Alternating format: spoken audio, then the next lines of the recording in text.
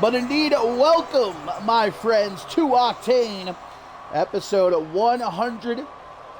And we are kicking things off here, jumping straight in just like we always do, with some fatal five-way action in our women's division. As guys, the winner of this fatal five-way matchup will meet the winner of another fatal five-way matchup a little bit later on tonight in our co-main event, with the winner of that earning a shot at Gianna's. Hang on, let's take a second here. Let's clasp our hands, let's bow our heads. Gianna, the new television champion, hallelujah. Well, the winner will ultimately challenge Gianna for her television championship at Homecoming. And so it's going to be a long night for our women's division. As we saw Taryn Torres of the 400 there, now Salem, who has been on a hell of a roll, guys, over the last couple of months. Quite a winning streak Salem is on, including that victory over Fig at Ferocity, the kendo stick match in which Salem showed just how ruthless she can be, smacking Fig right upside the head with a kendo stick to win that matchup. Hoxton dropping the sub. Thank you very much. Indeed, we have already, thanks to you guys, made it to affiliate. I was like less than a week, I think it took, or about a week. Thank you so much indeed. So we are pretty much back full swing here on the new channel. As now here comes Corey Ace, guys, certainly somebody I have been very impressed with since her debut a little over a month ago. And again, the winner of this Fatal 5-Way meets the winner of another Fatal 5-Way matchup tonight in our co-main event here, with the winner of that getting a shot at Gianna's television championship at Homecoming. We are now on the road to Ascendance 13. We're going to be hitting our very first roadblock this weekend at Absolution. Not only do we have the Queen and King of the Hill matchups, not only do we have two huge world title matches, the Global Championship and the Undisputed World Championship on the line, but of course, in the main event, War Games returns to CMV as Team Ashley Rain will collide with Team Celestia. Fatal 5-Way matchup. That does mean no countouts, no disqualifications. It is not elimination style, though, as the first woman to either win by pin or submission in the ring will advance to that number one contenders match later on tonight in our co-main event.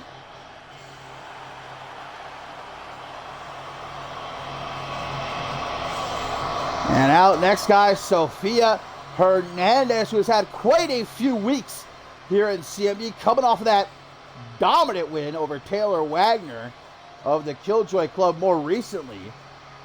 But also alongside Thea, they challenged Rena Story and B. Barrett for the Women's Tag Team Championship on CyberSlam Shockwave. Gave the champs a hell of a run for their money, too. Dare I say, Hernandez could be on the precipice of championship gold here in CMV. I think it's calling her name. I can see it in the near future. The Spanish goddess.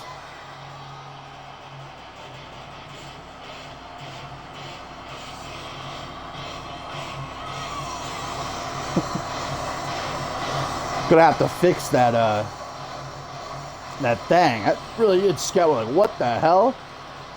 Just jumped right out in the center of the screen. We'll have to do a test stream later on tonight to get that situated properly. Felt like back in the olden days when movies first became a thing, and they had that movie with the train coming toward the screen, and everybody thought it was a real train. They panicked and freaked. That's what it felt like for me right there. So, whoa, wait a minute.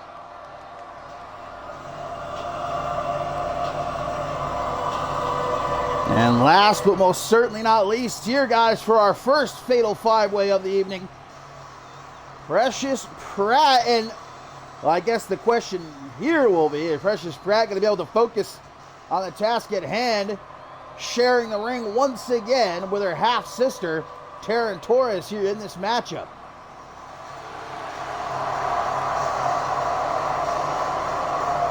Precious Pratt, along with every other woman in this matchup, they failed to qualify for Queen of the Hill. Precious Pratt was a part of last year's Queen of the Hill matchup, so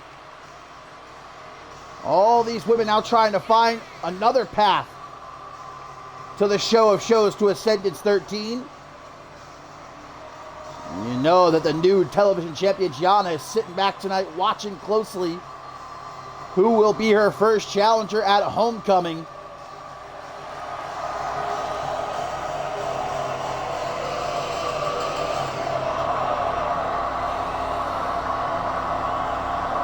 We're going to find out tonight.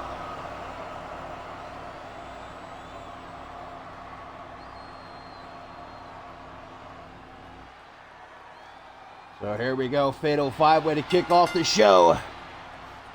Taryn Torres, Salem, Poirier, Sofia Hernandez, and Precious Pratt. Again, there'll be another Fatal 5-Way matchup later on. The two winners will face off in our co-main event, a number one contenders match to see who will face Gianna at Homecoming 4. The television championship referee already taken out, not even 10 seconds into this matchup here. That was going to DDT there from Salem to Corey Ace. Like I said, Salem is undoubtedly walking into the matchup here with the most momentum on her side with the role that she's been on. And as is, Salem has only been defeated here in CMV, I think twice. Once by Brina Story. That might actually be it. I can't think of another match Salem has lost. She might just be that one loss to Brina Story. Taryn Torres from behind of the 400. Obviously in our main event, it'll be our final first round matchup in the Trios Championship Tournament as the 400 takes on the Regulators. Salem going to go to ringside. There are no countouts, but it's not falls count anywhere. You can only win by pin or submission in the ring. The winner will advance to our co-main event number one contenders match. Absolutely spiked right there is Torres by Hernandez. He goes into the pin, but just a one count. Meanwhile, we got Corey Ace and Precious Pratt starting to fight their way up the ramp. I don't know what the hell they're doing. Salem in the ring has dragged Taryn Torres into the corner with a kick to the knee. Also, guys, here tonight, the Anarchy Championship will be on the line as Max Cutter gets his rematch against AK Bunny. Also, Corvo Jack one-on-one with Ben Stacy. The both of them looking for last little bit of momentum heading into the King of the Hill match this weekend at Absolution. Which, by the way, looking like it's going to be on Saturday. Our first roadblock en route to Ascendance 13 Absolution. A show you cannot miss. Great DDT there by Corey Ace, but quickly caught by the Spanish Goddess, who's going to drag Ace over to the ropes with an elbow to the side of the head. She can get dragged. In the ring, Precious Pratt into the first one to introduce some weaponry here, and going right after her half-sister Taryn Torres. No real surprise here, bashing Torres in the ribs with the sledgehammer. Like I said, Precious Pratt obviously not able to focus on the match itself here as this unending family feud continues. In the ring, meanwhile, Corey Ace has got Hernandez in the corner, but opts to go under the ring. He's going to grab a chair, and Torres is just getting all of the punishment in this matchup. Steel chair over the head after getting a sledgehammer to the ribs a moment ago. And here comes Salem's got a kendo stick. Obviously, we know she's well-versed at utilizing those. Defeated Fig at Ferocity in a kendo stick match. Gonna do a little bit of trash talking Taryn Torres. Meanwhile, egging on her sister, and Torres pays for it. Double axe handle there by Precious Pratt. Poirier's going up to the top rope. Whoa, big dive, big risk, and it does not pay off, but luckily it doesn't seem like she injured herself. Precious Pratt, Fireman's Carry. They'll try to take Salem for a ride here, though. Elbows to the side of the head. Torres from behind going to try to take advantage of her distracted sister. Ooh, nice little sort of modified, I don't know what the hell you would call that. Like a sidewalk slam face buster. Luthez press, big right hands from Salem. I'll admit it, man, I've become a big Salem fan. Stringing together these wins, looking dominant. I love how she plays with her opponents as well, gets under their skin. Torres going to take another shot to the head with the steel chair. Hernandez getting a little bit of loving too. Poirier's chopped down with that super kick. Salem taking everybody out here.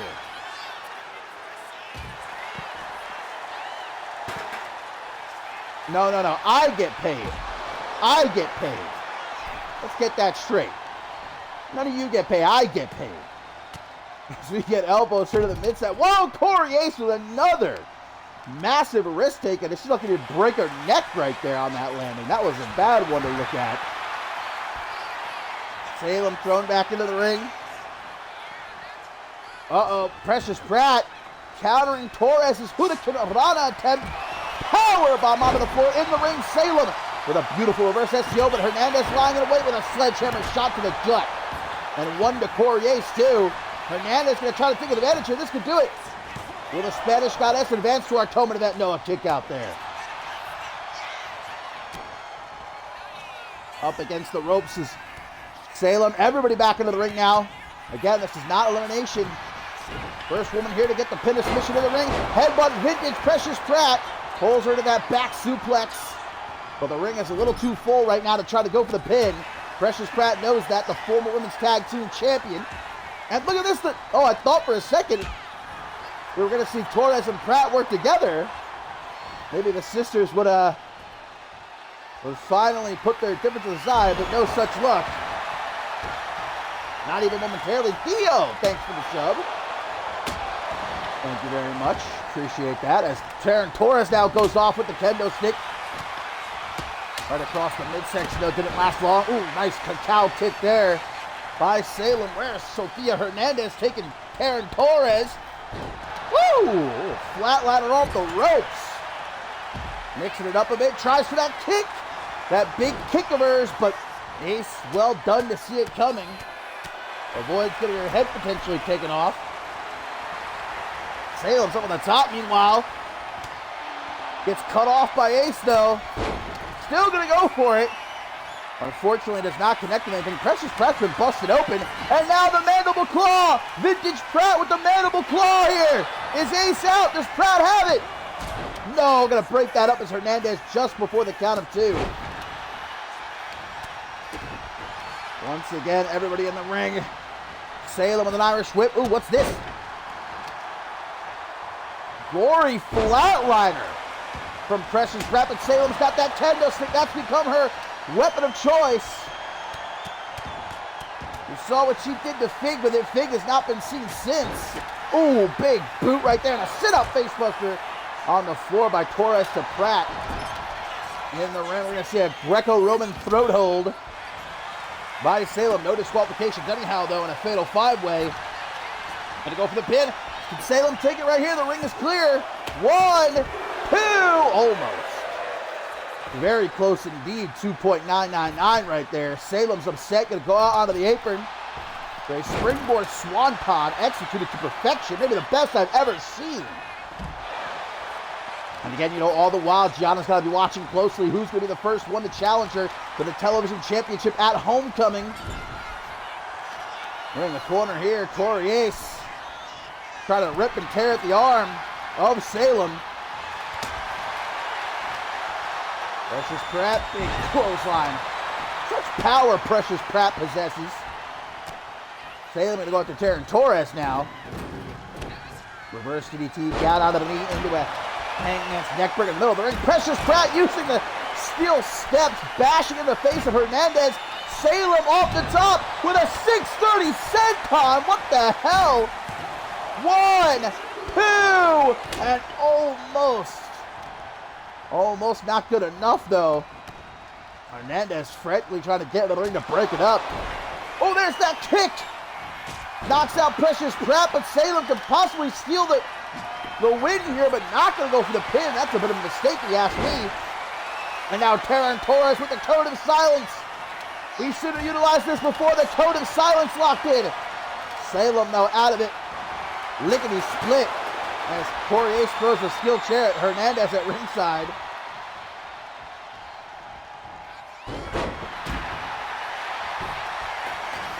Torres going to try for the pin. One. Only a one count. Remember, guys, that the night is not over for the winner here. They advance to the co-main event, number one contenders match, so you want to try to keep yourself relatively fresh. Torres just taking out everyone that enters the ring with this sledgehammer. And now going to lay out Salem with a sort of leg drop maneuver there. Trying to hoist up Pratt. Pratt's too thick, though. Pratt's too thick for all that. Corey Ace with a discus form smash, going to put down Sofia Hernandez. As we get some knees in the clinch here by Taryn Torres to her half-sister. No love lost, that's for damn sure. Something that's been the case for a while now. Looks like Taryn Torres was looking to hook up with Salem there. Salem wanted none of it, though. Said every woman for herself. At ringside, Precious Pratt going to throw Sofia Hernandez down onto the floor. Ooh, nice elbow there by Corey Ace. He's going to try to take out Taryn Torres now. Nails her with that unprettier scramble pin. Looks like everyone else is busy, does not realize the pin's going down, but wow, Torres held out her heart in this matchup. I thought for sure that was going to be it. Torres rolls to the outside of the ring, hoping for a chance to catch her breath. She's really been taking a shellacking in this matchup.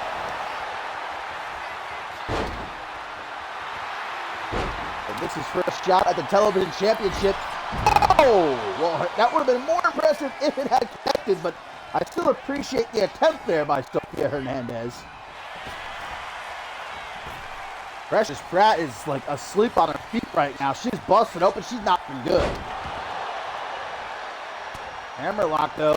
Russian leg sweep variation takes out Salem. This is forearm smash attempted again. This time, Corey Ace gets caught, though. Air raid siren by Precious Pratt. Back into the ring is Taryn Torres going to get caught by her sister. That headbutt again into the back suplex. Is Pratt going to do it? One. But Ace is back up in time to break up the pin. Here comes Hernandez with a kendo stick. We're going to thwack Corey Ace with it, but kind of just gets brushed aside. Salem back into the ring. Trying to take advantage of her hurt. Corey Ace here. Oh, Hernandez going to try for a little cheeky pin, but no luck for her. Look to the jaw, going to spin around Corey Ace. Sofia, we've seen this before, that full Nelson reverse STO. She can't go for the pin, though. Precious Pratt is right there, won't let it happen. And Pratt with a torture rack backbreaker. Pratt can steal the pin. Steal the pin, Pratt. What are you doing? Well, she's gonna listen to me. Might be a little bit too late, though. 1, 2. Yeah, too late. Should have gone for it right away. Might have had this match won. Might still. Single on hook, looking for maybe a face buster of some kind. Elbows, though. Oh, look at this, a ringside pop-up power slam on the floor. Oh, Hernandez with that kick. I think she took out both Corey Ace and Precious Pratt with that kick. Gonna try to take the pin now. 1, 2, 3, and Sofia Hernandez is gonna advance to our co-main event, #1 contenders match. Lined them up right there, 2 for the price of 1 to collect the dub. I wish we could have seen it. Cameraman cut away at the worst moment, but nonetheless, Sofia Hernandez, guys, advances to our co-main event, and now we have to wait and see who she will be facing in that #1 contenders match. A little bit later on, a second fatal 5-way matchup. But at least for now, Hernandez can breathe a sigh of relief and rest up the best she can. The night is not over.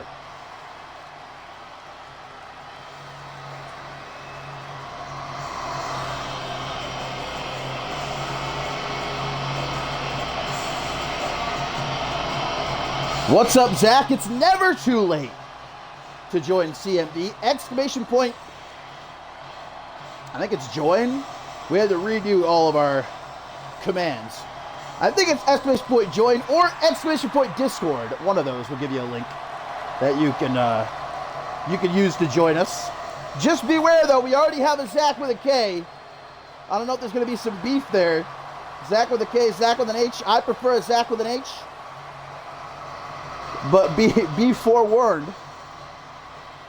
But for Sofia Hernandez, guys, yes, the night is not over. Looks been busted open, too. I didn't even realize that. Hopefully she'll be good to go in our co-main event. But against who, we'll find out later on.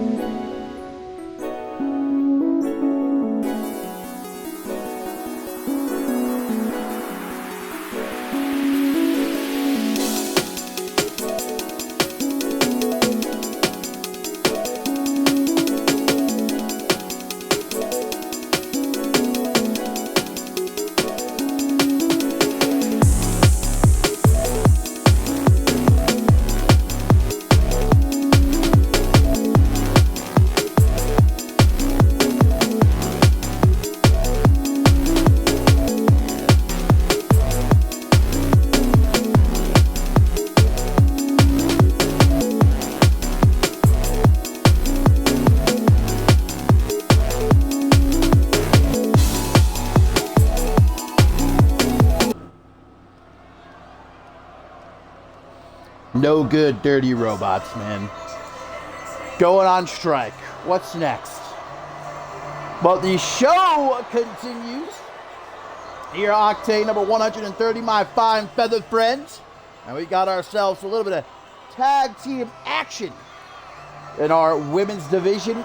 Quinn Bell and Chloe Marks set to take on the Media Outcasts, Rebecca Starr and SJ Ray. And Yeah, no Kai victory, which is because it's finally over. No longer is Kai Victory going to be forced to, do the bidding of Chloe Marks. The month has passed by. His contractual obligation to be the valet for Chloe Marks, it has expired, so no more soup kitchens, no more clown makeup or being forced to wrestle in his skivvies.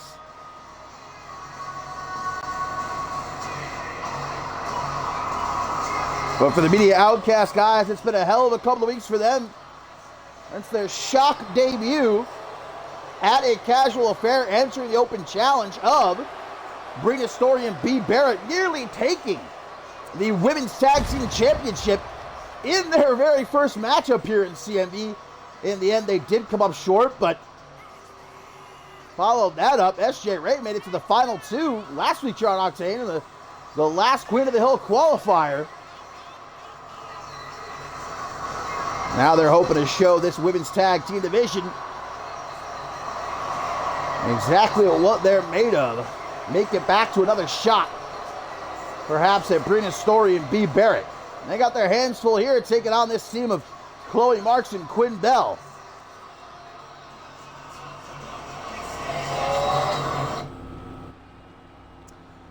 We're going to see Rebecca Starr kick things off against Chloe Marks. Been certainly a roller coaster ride, this relationship between Chloe Marks and Quinn Bell. Obviously, they started off as facing each other, not necessarily enemies, but they didn't like each other certainly. Then they became sort of pseudo tag team partners. They competed in the first ever Women's Tag Team Cup. They lost, obviously, and then they kind of blew up at each other. They brawled backstage. They became enemies, and then through the both of them becoming enemies with Kai Victory, they sort of shared a laugh at his expense. That brought them back together. And we've seen Quinn Bell sort of helping Chloe Marks come up with different ways to humiliate Kai Victory over the last... Whoa, wait a minute! Just as I'm saying you're on the same page again, Chloe Marks just went for a tag, guys, and Quinn Bell's walking out on her. Well, never mind. I guess back to being foes. Quinn Bell's out of here as Marks went for the tag. And this has now become a handicap matchup, which is good news for the Media Outcasts. Rebecca Starr going to try to steal it with a tilt-the-world roll-up. Small package, but Marks kicked out. Marks been busted open, too. I don't know if this can get any worse for the Prodigy. Well, I guess now that Kai Victory is no longer Chloe Marks' valet, Quinn Bell says, I'm out of here. God damn. The former Vixen champion having none of it. I knew this was a fragile alliance. I didn't know Quinn Bell was going to do her dirty like that, though. And now Chloe Marks has to fight on her own against the Media Outcasts here. Marks has won handicap matches in the past, though. I don't know that that's going to be the case, though, right now. Tagged in, big head kick, brainbuster combination by the Media Outcasts, and this one could be over already. 1, 2, no, Marks is able to kick out. Look at SJ right to the top rope, though, with a leg drop. My God. Chloe Marks has had a lot of bad nights here in CMV throughout her career, but this might take the cake. This might be the worst, the way this is going right now. And you can't blame the Media Outcasts. Obviously, they're going to take advantage of this opportunity. Big flapjack, though. Like I said, Marks is no quitter, and you should imagine she's pissed off right now. Going to try to utilize that anger, unload it on the Media Outcasts here. Going to turn her around in the corner. Ooh, quick elbow to the side of the head, though, by Rebecca Starr, who gets caught with a punch right to the face. And now Chloe Marks with a torture rack, going to try to maybe go for that power bomb, but a nice reversal by Starr. And SJ Ray now tagged in. Quinn Bell in the gorilla position right now, probably having herself a good old laugh. Ray going to send Marks right back into the corner. And they're going to go for it again, switching places this time. Maybe that'll make it more effective. Big kick Followed up by that brainbuster, and Chloe Marks barely survived the first. I don't see her surviving a second one here. 1, 2, but she does. Okay. I guess I'm the fool for, at this point, underestimating the tenacity of Chloe Marks. It's just got to be that piss and vinegar keeping her going right now, refusing to give Quinn Bell the satisfaction of watching her lose here tonight. But, I mean, look at this, man. She's busted open, blood pouring down her face. The Mini Outcasts are picking her apart. There's only so long that she can keep on kicking here. She's going to try to roll out of the ring, catch her breath, as SJ Ray is again tagged in. And it might be good for Chloe here to just take the count-out loss. I mean, save at least a little bit of face. He might not be able to get back up here. SJ Ray, big chillin'. Oh, no, she's going to break the count. We'll try to get Chloe Marks back into the ring, but a big knee to the gut by the Prodigy. Going to throw SJ Ray down onto the floor as Marks quickly hops back into the ring. And look at Marks saying, nothing but dirt off my shoulder. Going to reset the count again. I told you, man, Marks will get her ass kicked all night long, and she'll still have a little smirk on her face. One of the toughest women in this division, no doubt about it. Oh, but look at SJ Ray just gonna make it all that much worse, trying to break Chloe's arm here. My God. We're up to a count of 5, and SJ Ray, cloverleaf knee, digging into the back of Chloe Marks. Is SJ going to get her back into the ring here? I think she's going to try to. Well, we're at a count of 9, and I'm not sure what SJ Ray is doing here. Okay, a double count out. I guess the Media Outcast not interested in taking a handicap win, so SJ Ray just deliberately throwing this match out. That's a draw. I guess that speaks to the morals of the Media Outcast, unwilling to accept an easy win like this, and so instead we've got ourselves a draw here. Double count out, and that was deliberate. You cannot say that was not deliberate. SJ Ray very easily could have gotten the count out win there, but chose not to. I guess that's a sliver of something for Chloe Marks here tonight, but obviously Quinn Bell in all of this gets the last laugh.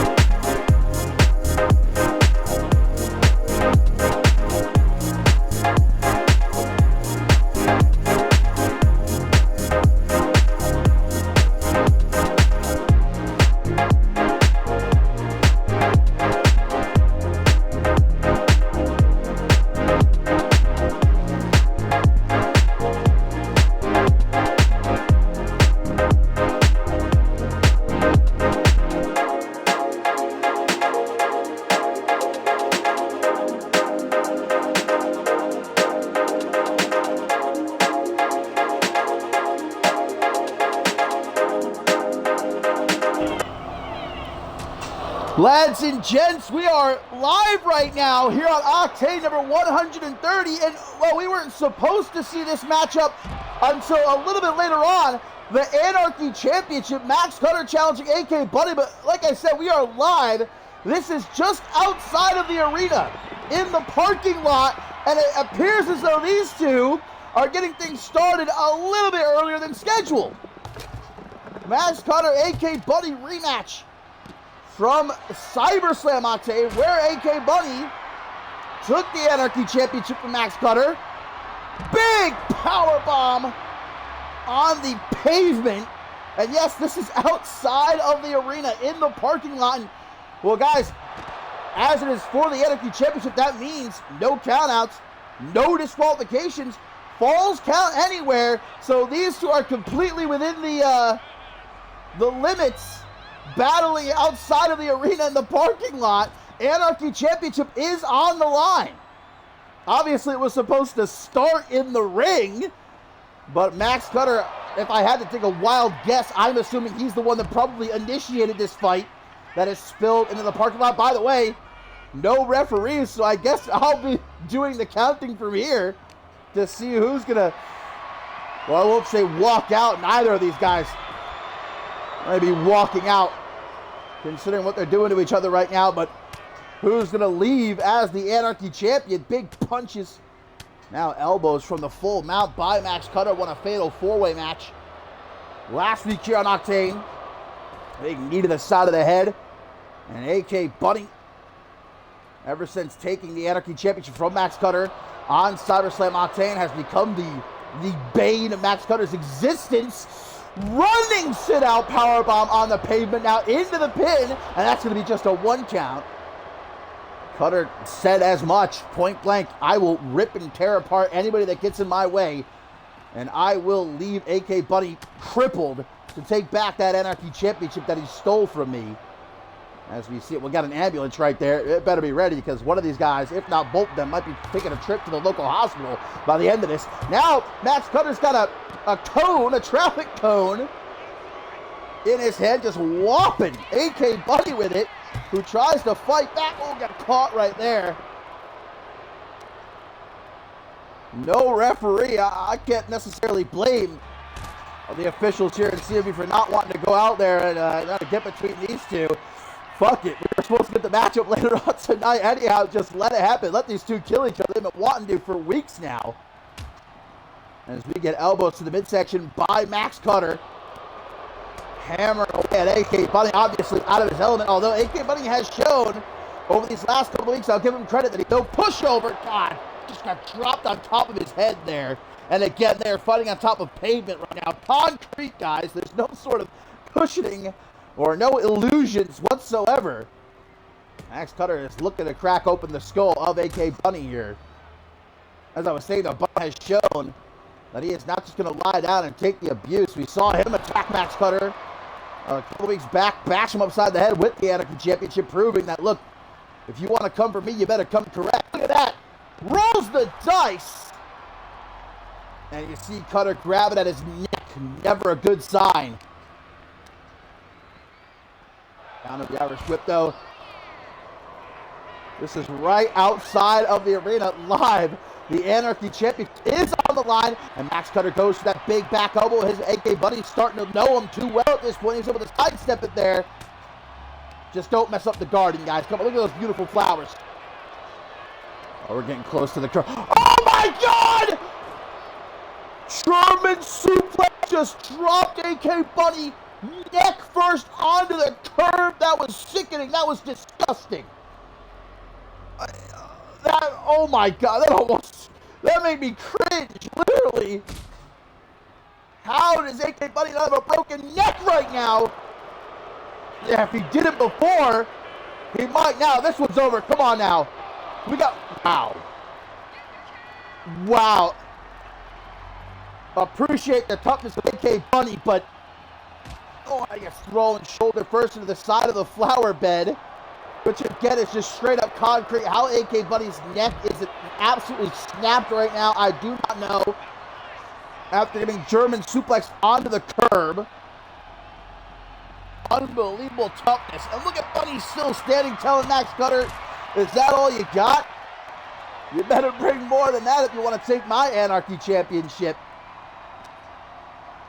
As Bunny gets Max Cutter set up for no elbows to the midsection by the violent one. Gonna kick AK Bunny right up the ass. And again, guys, you only win here by pin or submission. As Bunny gets dragged across the parking lot, going towards the scaffolding now. Get a big spinning soul kick though by Bunny. Put hands on Max Cutter though, quickly tripped up. Pops up the champion. Gonna again take him for a little bit of a walk, and it ain't through the park. That's for damn sure. Cheeky little jab there. Great combo. Forearm smash. Bunny looking worse for wear. Cutter just having his way with him right now. Just walking him hither and yon, but still life left in the champion.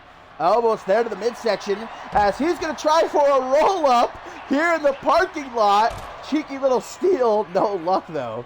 Wrestling gods not looking down on AK Bunny this night, obviously. As Cutter gets thrown off to the side. No referee. Nobody is out here in the parking lot. Everybody probably ran as far away as they could when these two started fighting. You couldn't pay me to try to get out there between them. That's for damn sure. Max Cutter, European uppercut to the champ. Now where's he going? What the hell is that? Is that a door? Is that a door? What the hell is Cutter trying to do with that? Big clothesline. That's all Max Cutter right now. I mean, he's doing as he pleases with the champion. Now we're walking back over towards the ambulance here. Setting him up for a spinning back fist. I think I saw a couple of teeth go flying out of AK Bunny's mouth. They're just going to try to throw that traffic cone at him. That just pissed Bunny off, though. Inverted atomic drop, going to spin him around for a backstabber. That might hurt AK Bunny, though, just as much as it does Cutter. Landing on the pavement like that. It ain't going to tickle. Oh, the bot's back. The bot is done going on strike, I guess. It might be these two going on strike, though. Harsh working environment. The end of this Anarchy Championship match. Yes, the Anarchy Championship is in line. AK Bunny might be trying to run away. I don't blame him. No, he stops, though. Looks back at Cutter. Wrong time to try and show your bravado. 21 on the pavement. And again, Max Cutter is honing in on the neck of AK Bunny. Repeatedly dropping him neck first out of the concrete. Now he's walking over to the flower bed. What the hell is he trying to do here? Slam him into the dirt? Oh! Cutter may have just cracked a rib. What a reversal there by AK Bunny. Into the flower bed. Now they're fighting in the dirt, in the compost here, in the flower bed, outside of the arena. And AK Bunny with a psycho driver into the dirt, into the mulch. He's going to pin him in the flowers to retain, but a kick out at one by Max Cutter, who has now been busted open, guys. AK Bunny, powerbomb. Oh, right on the edge of the flower bed, right on the concrete. Lifts him up. Cutter is absolutely gushing at this point. And AK Bunny with a delayed brain buster into the bushes. And some of those flowers, guys, have thorns. That is no soft landing. You might think, oh, it's going to cushion the fall a little bit. Yeah, no luck. Arms and chest getting all torn up with thorns now. AK Bunny has taken control as he throws Cutter now out of the flower bed down onto the pavement. And Bunny's feeling it. Bunny has got the energy coursing through his veins right now. Big stunner to retain his Anarchy Championship. Can he do it? Wow, Cutter pretty much instantaneously kicks out. Irish whip, though, gets reversed. Falls down onto the pavement. Cutter's going to mount him once again. Hammer fists, elbows, anything he can think of here. The onslaught continues. Anarchy Championship on the line. Look at Cutter, guys. Cut open across his forehead. He's going for a chair now, I think. We're over by the scaffolding at this point. Big European uppercut. And Bunny going to look for another psycho driver. Splat goes Cutter on the pavement into the pin. Will this be enough to retain? No, another kick out. Cutter gets right back up. How do you stop this man? He's like a machine. He's like a goddamn machine, Max Cutter.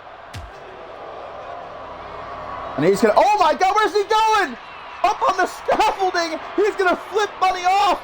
And Bunny's going to fall for it. He's going to get Max Cutter just what he wants. Oh, and the Cutter on top of the wood on the scaffolding. to win back the Anarchy Championship, but kicks out. Max Cutter can't believe it, neither can I. We are up on the scaffolding now. I mean, we might see a career end here. Oh my God! Ah! Into the trash can, flattened that trash can and landed face first onto one of those chairs as well. And Cutter's still not done. Whopping him with the traffic cone again. This is because, oh my God, not the pile driver. He'll kill AK Bunny. But what a counter, what a roll up, what a steal this would be. What a steal this would be. Oh my God, he almost did it too, but Max Cutter's able to reverse. Now Max Cutter's got the pin. But a kick out by the champion as Max Cutter with blood in his eyes. Tries for an Irish whip, though again, it's reversed. Max Cutter with shoulder first into the side of the scaffolding there. But now from behind, European uppercut. Puts down the champion. Guys, I have a whole new level of respect for AK Bunny and the punishment that he has been able to withstand in this matchup. I mean, Max Cutter too. These guys are trying to kill each other. It's obvious at this point. For the Anarchy Championship, Tanahashi clothesline by Cutter, who said he will not stop. He will do whatever he has to do. He will kill AK Bunny to take back the Anarchy Championship, and he's proven that he was not lying. He was being truthful. Oh my God, and now what is Max Cutter going to try to do? Power bomb! The back of AK Bunny's head cracking off the pavement, and somehow he's still able to kick out. Look at Max Cutter looking back, and I'm like, damn, all right.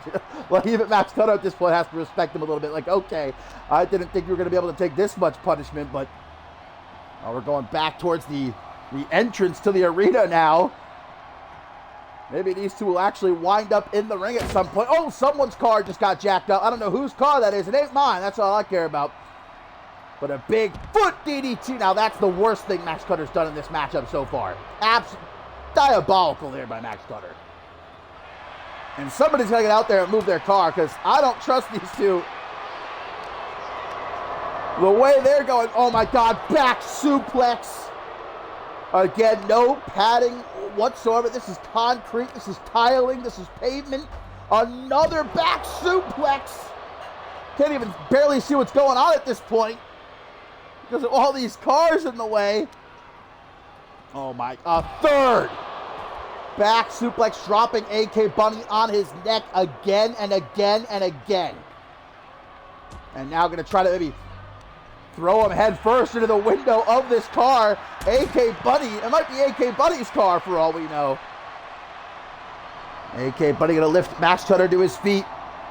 Irish whip, though, gets reversed. There goes Bunny again into the side of this car, and a German suplex lands on his feet. What the hell? Is AK Bunny human? That's a genuine question at this point. Back to the flower bed, just once again threw Max Cutter into the bushes. And we are yet again in this matchup, fighting in the flower bed, in the dirt, in the mulch, as AK Bunny lifts Max Cutter to his feet, trying to set him up for something big, but Max Cutter seen it was coming, kicks to the back of the leg here by Cutter.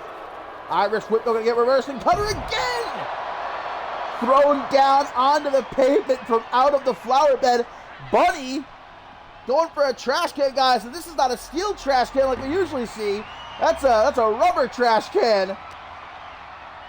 Bunny, though, going to decide to throw it aside for now, as he lifts Cutter to his feet. All right, guys, I think I can safely say at this point, this is the most hardcore Anarchy Rules match. And look at the curtsy, AK Bunny with an early celebration. It ain't over yet, buddy. And AK Bunny to his feet. Oh, Bunny's back up in the flower bed. Oh, another Cutter! This time right on the tiling, the walkway that leads to the arena entrance. Well, the back entrance anyway. But AK Bunny kicks out. There's the usual tin trash can we typically see. They cannot get enough of this flower bed. I assume the groundskeeper of this arena is going to be pretty mad once he sees all of his flowers flattened. That's the last thing on the mind of these two right now. They're just thinking about the Anarchy Championship and who's going to leave with it. It's going to be Max Cutter as he sets AK Bunny up. He said he would kill him if he has to. He's going to break his damn neck. The Dragon Sleeper is locked in. Will he break AK Bunny's neck? No, Bunny escapes out of it. How has this guy still got fight left, man? Gonna drag Max Cutter yet again. Oh my God, gonna try to just throws him up into the bushes. As he looks to, oh, not the Muda Lock. The Muda Lock in the bushes. Muda Lock in the bushes. In the dirt, in the mulch. The Muda Lock is cinched in. But Max Cutter refuses to tap. What a moment there. As Bunny now gotta be wondering, how do I keep this guy down? Small package in the bushes. Will this be that would be incredible. A small package in the flower bush. Cutter though. Irish whip him out. Oh, wait a minute. No. What? Jesus Christ. God in heaven, a German suplex off the flower bed onto the concrete. That's got to be it. That's got to be it. It's over. It is over. AK Bunny is still your Anarchy champion. Good God Almighty. That was perhaps the most incredible Anarchy Rules match we have ever seen. I mean, AK Bunny is still your Anarchy champion, but will he be able to walk tomorrow? Will he be able to walk right now? Will he be able to, of his own accord, leave? These two might be permanently crippled after this matchup, but I would not be surprised in the slightest. That was one of the, I mean, as an onlooker, I can say that was one of the greatest things I've ever seen in CMV history. Wow, these two left everything out there. Max Cutter made good on his word, man. He tried to kill AK Bunny tonight, but Bunny would not die. And after a German suplex off the flower bed onto the concrete, AK Bunny is still the Anarchy champion. And you cannot say he does not deserve it.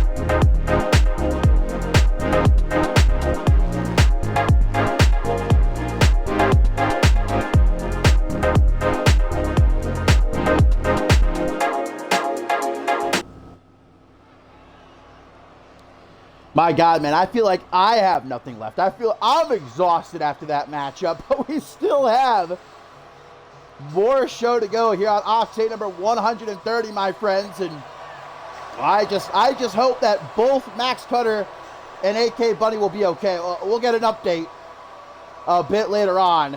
But AK Bunny, congratulations, still the Anarchy champion. But, well, now, guys, we're talking about the television championship and who is going to be challenging Gianna for it at Homecoming. Earlier tonight, we kicked off the show.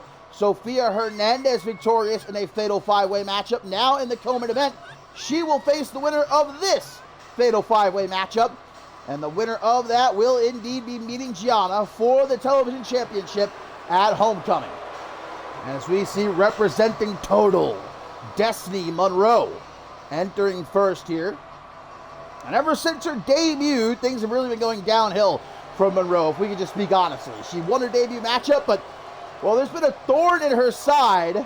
Jackie Storm who returned to CMV answering Monroe's open challenge last month, beat Monroe, and ever since, Jackie Storm has continually gotten the better of Destiny Monroe. Monroe did get a little bit of a lick back at Ferocity in the Gauntlet match, did eliminate Jackie Storm, but, well, it might continue because Jackie Storm is in this Fatal 5-Way.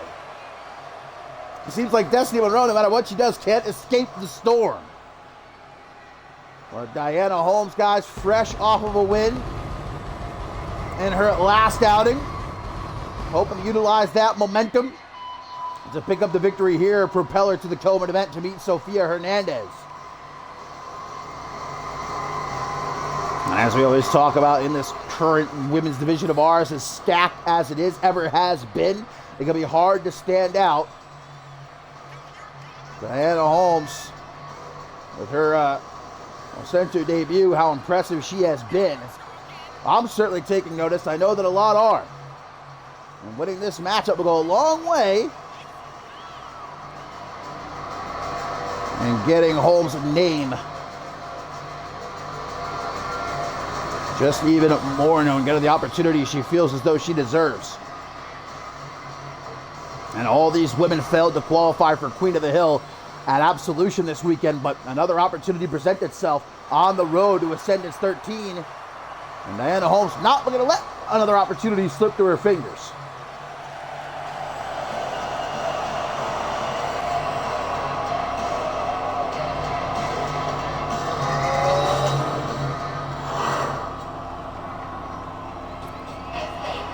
Fatal 5-Way matchup means no countouts, no disqualifications, as we saw at the top of the show. And here comes Giovanna Vance, guys.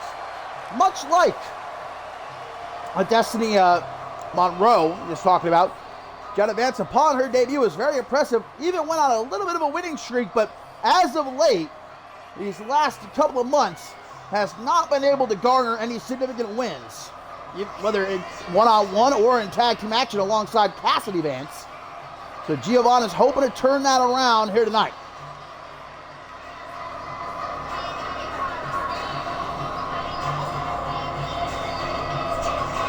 Ascendance 13, guys, is on the horizon. Everybody wants to make it to the grandest stage of them all.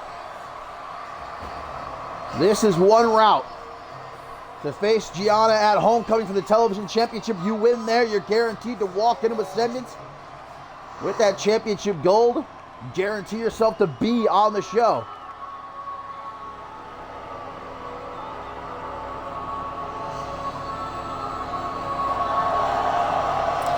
Well, another woman, my friends, that I am very much a fan of, Aki, who debuted here in CMV towards the end of last season, had a rough start in CMV.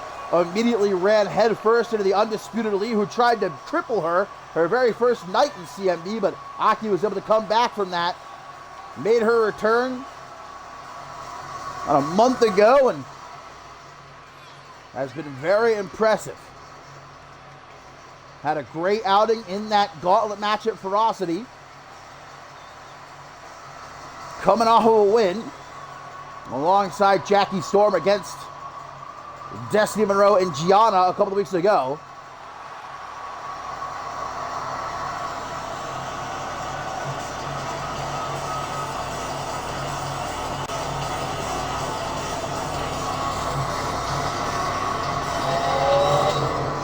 And last but not least, the bane of Destiny Monroe's existence, Jackie Storm. Gonna round things out here in this fatal 5-way matchup.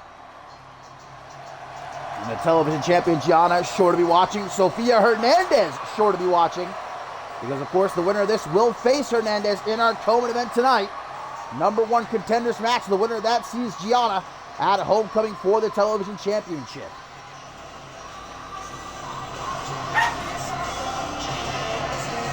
Little Sugar cameo there. Not sure if you heard that. Not often we get a Sugar cameo. But yes, fatal 5-way matchup. No countouts, no disqualifications. First woman to get the pin or submission in the ring advances to the co-main event. gotta get a sugar emote too. We got a Ralph emote. It's only fair we get a sugar emote.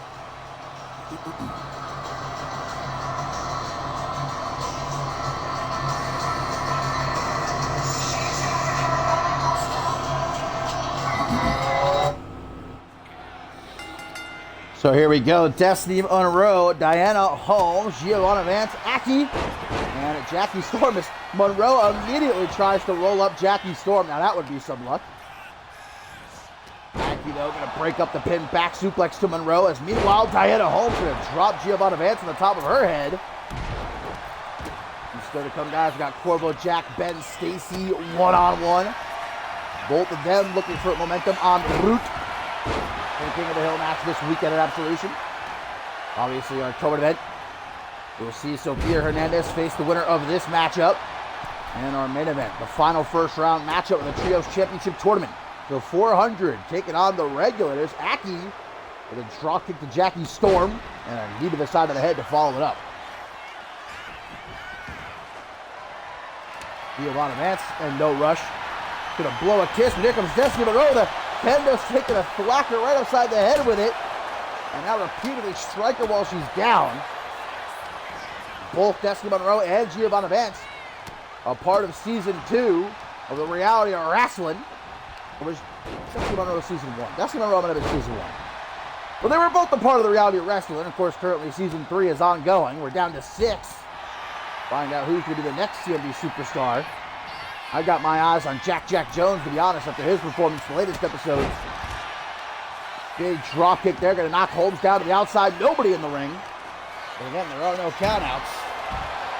No disqualifications as we see Jackie Storm utilize a sledgehammer to absolutely batter Diana Holmes. And Aki going to get a little bit of it as well. Destiny Monroe waiting for Giovanna Vance.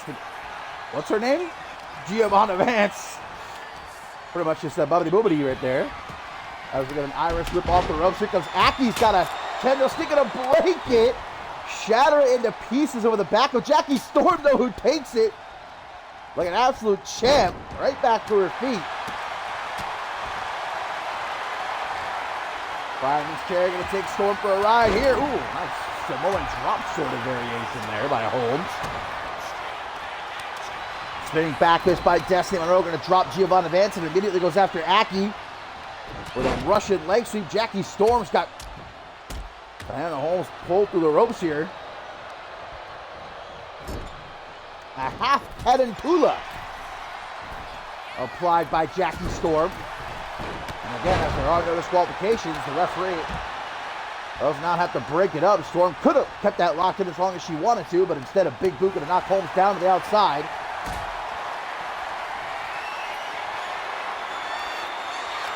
Oh my, powerbomb by Jackie Storm. Giovanna's just having herself a little bit of a nap in the middle of the ring. Out cold on her feet, but wakes herself up. Diana Holmes back into the ring.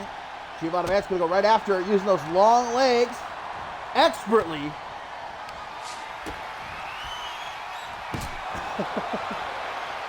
Hey, I think I was a pretty good referee for that last matchup. Give me some credit here. I might be the best special guest referee of all time. Certainly better than Shaq. That's for damn sure. That's a pretty low bar, though. I'm not proud of that or anything. Big open palm strikes by Giovanna Vance, while Jackie Storm delivers some lethal knees to the side of Diana's head. Vance attempt to slow things down a little bit here. Look how Jackie Storm's just waiting patiently for Giovanna Vance to be done. Got that sledgehammer, boom, right outside the head with it. Patience is a virtue. And now Destiny Monroe getting hammered. As Jackie Storm looks to continue making Destiny Monroe's life a living hell. Falcon Arrow rolls her back into the pin. 1, 2, but a kick out by Monroe. And look how Jackie Storm, though, immediately catches Holmes' kick there, turns it into a dragon screw. And another Falcon Arrow This time to Holmes. She's just handing him out like candy on Halloween here. But once more, kick out.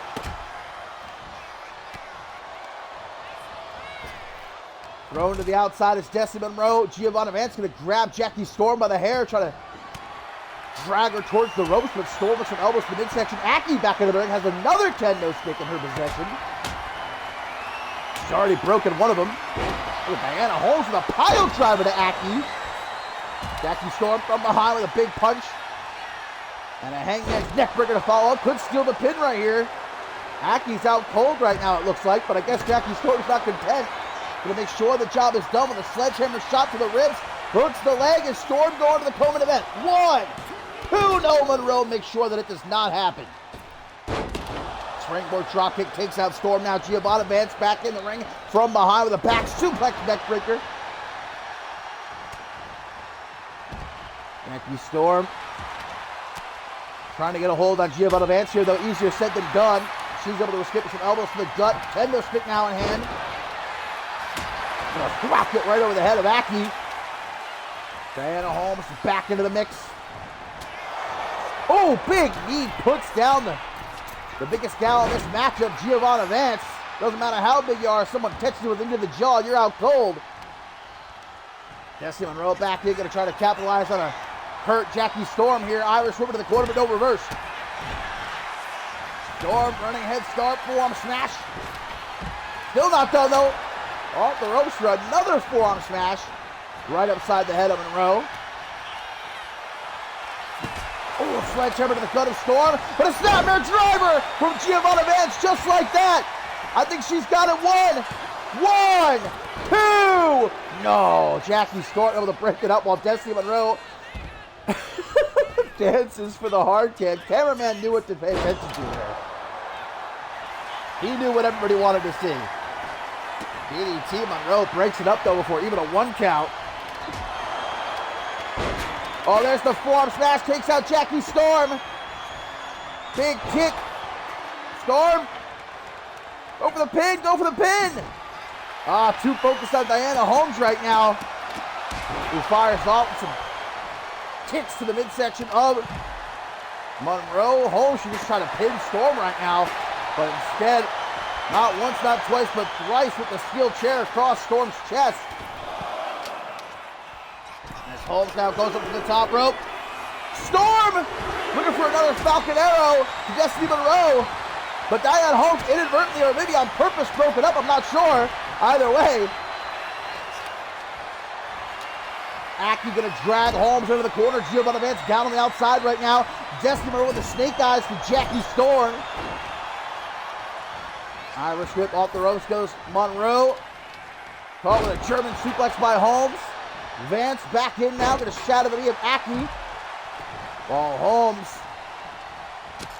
gonna deliver a boot right to the side of Storm's head. Again, the winner of this, guys, will meet Sofia Hernandez in our co-main event tonight. The winner of that will be facing Gianna at Homecoming for the television championship. That's what's at stake here. You can see these women fighting so hard for the opportunity. On the road to Ascendance 13, Holmes. Look at the power of her. Walking Giovanna all the way into the corner to give her a snake eyes. Oh, but Aki with a spinning back fist. And the Celestia special, La Maestro. 1, 2. Not even a 2 count, though. Monroe got a little bit worried, though. Everybody back into the ring now. Oh, Jackie's just throwing the kendo stick willy-nilly, hoping it connected. It did not. Cattle mutilation immediately releases it, though. Drop kick there to Destiny Monroe.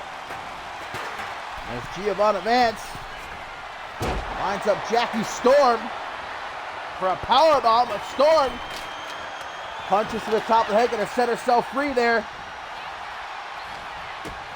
Trying to take her for a little bit of a walk. No luck, Vance getting out of it. Super kick. Ooh, got her with the double tap. Make sure she's dead. Oh, but at the same time, Giovanna Vance, wait, we have a double pin here. Whose pin is it, though? Oh, well, they both kick out anyway. That would have been awkward if it was a 3 count. I would have said, who got the pin? Who got the win? Reverse DDT. by Giovanna Vance. Destiny Monroe now sent off the ropes. Could he caught the rebound? No. Clothesline there by Monroe. Who quickly shifts her attention to Diana Holmes, caught with a kick to the midsection. They're alone in the ring right now. Perfect opportunity for Monroe to try to end this matchup. She's got the steel chair. No remorse. No mercy. Fireman's carry. Catches with that Samoan drop, but Giovanna Vance has crept back into the ring. Undetected, trying to take off Holmes' head. Holmes, though, very wisely going to roll out onto the apron to avoid getting pinned. Here comes Jackie Storm. Maybe note to the top rope. Destiny Monroe from behind tries to knock her off, but fails to do so. That might be the last of Aki in this matchup, caught with that elbow drop. Diana Hall's big pump kick floors Monroe. Now she looks for a stomp to the face of Jackie Storm. Beautiful side kick right there by Giovanna Vance. Again, puts those long legs to good use.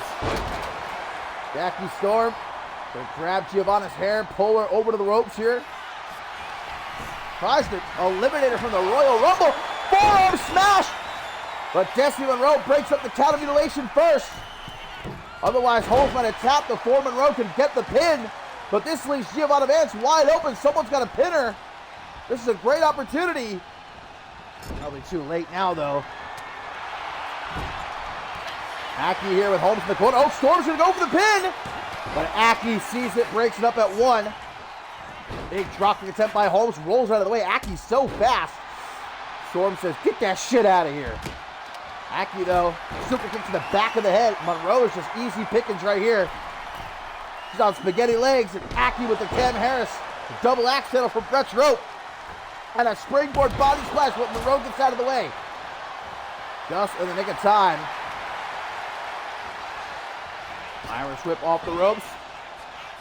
Alabama slam with a little bit of oof behind it there by Monroe, and a discus forearm smash right to the back of the head. How good would it feel for Monroe to pin Jackie Storm to win this matchup? Pulled up to a back suplex. What is Giovanna Vance doing? I think she maybe got hit one too many times in the head in this matchup. Woo! Nice capture suplex there by Diana Holmes. Meteora by Destiny Monroe. Gonna send Storm packing out onto the apron.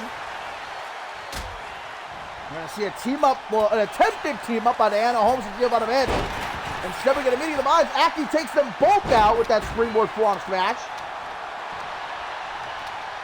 Irish whip counted though. Jackie Storm sent into the corner. Aki gotta act quickly in a matchup like this. No time to play around. No time to beat around the bush. The Max Cutter AK Buddy Flower Bush. Big boot to the side of the head. Picking up that kendo stick. Destiny Monroe though. Back into the ring. Oh, look at this. Half Nelson chicken wing by Holmes. Submission broken up though by Giovanna Vance before Aki could potentially tap out there. Back suplex side slam. Destiny Monroe waiting in the wings for her opportunity. Big jawbreaker. Try to pin Aki here. Pin Aki, Destiny. Ah, too late. Aki starting to get to her feet. Block that kick. Trying for a scoop slam punch to the midsection by Monroe. Monroe! What the hell was that? Monroe just took, what was that, powder out of her pocket and just threw it into the eyes of Aki. Aki's been blinded with some sort of powder. What the hell was that? And now Monroe in the ring. She had it won, but Jackie Storm, of course, who else? In to break up the pit pocket sand. I don't know what the hell it was. Oh, and here comes Aki looking for revenge. I don't know if Aki can see right now. 1, 2, but kick out at 2 by Monroe. Destiny obviously came prepared though. Literally had something in her back pocket.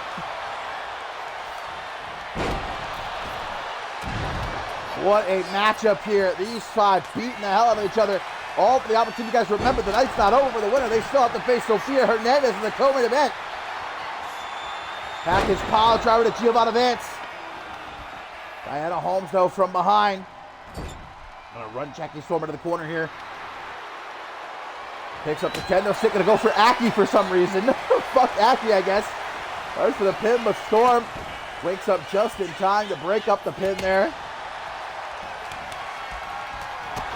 Big knee to the jaw, puts down Vance into the pin. You gotta go for pin spin whatever you can, but in a matchup like this, you really gotta pick your spots. Punch to the gut there by Holmes. Coach to the jaw, gonna spin around Destiny Monroe.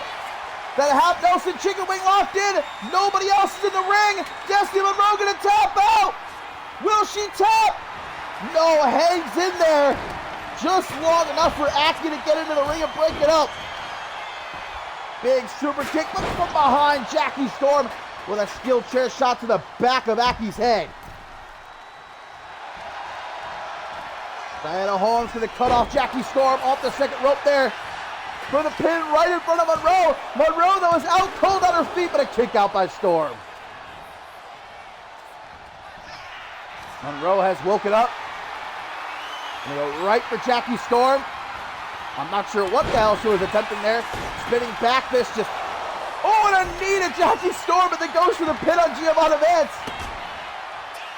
1, 2, Aki. With quite literally a millisecond left right there, breaks up the pin just in time. Ooh, nice neck breaker by Diana Holmes. Back in his Destiny Monroe, but immediately caught by Diana. With a dragon suplex, Storm back up, thwacked with the kendo stick. Holmes is absolutely having her way in this matchup right now. And she has got Destiny Monroe lined up, but for what? Nothing good, that's for sure. Irish woman to the corner. Nope, that's reversed off the ropes. Big back elbow by Destiny Monroe. Oh, you know what she's calling for. That forearm strike. No, blocked a little bit too much with the theatrics there. Gonna backfire for Destiny Monroe, but another back elbow. Monroe gotta stop playing, man. Fooling around too much. Elbow drop there, nailed it. Absolutely perfect to go for the pin. But I guess a couple of sledgehammer shots first never hurt anybody. Oh, except for Diana Holmes anyway. And that was her chance though. Now everybody's back into the ring. She wants Storm. She wants Storm. The stroke! Puts Storm down. Oh, there's the forearm smash to Diana! Go for the pin, Destiny, you fool! Oh, you fool, you would have had it, you would have had it. But now Storm back up to break up the pin. I mean, Destiny is busted open. She's taking a lot of hits to the head. Aki out of nowhere! Cattle mutilation is locked in. Cattle mutilation locked in on Storm. Giovanna, can she make it in time to break it up? Yes, she can. Storm hanging in there just long enough. Aki with a roll-up now, not going for the pin, a super kick instead. Oh, and that's going to bust Giovanna Vance wide open, too. Sledgehammer ain't going to help any. Giovanna avoids it the first time, but not the second time. Monroe back into the ring now. We'll go right after Aki, who goes for the pin on Storm. Breaks that up. Diana Holmes back into the ring. Aki going to try to take a shot at her from out of the corner here. Drop kick connects. Monroe's back up to her feet, though. Giovanna, meanwhile. Oh, Giovanna Vance lining up Diana Holmes, guys, for that big spinning head kick. Oh, but Storm comes back in and absolutely lays out Giovanna Vance. Aki now tries maybe a jumping cutter or something. Storm's just gonna go for the pin, says fuck it. No luck there. Sometimes you just gotta say something. You just gotta say YOLO. Doesn't always work though, as we just saw. Kick to the midsection by Destiny Monroe. Nice high kick there. And Storm, of course, Blue Thunder Bomb! Middle of the ring! Giovanna Vance goes back up, not gonna let her go for the pin. Might still be time. Jackie Storm, though, wants to punish Destiny Monroe. One last candlestick shot across the back. 1, 2, 3, and Jackie Storm is going to the co-main event. Once again, reigns on Destiny Monroe's parade.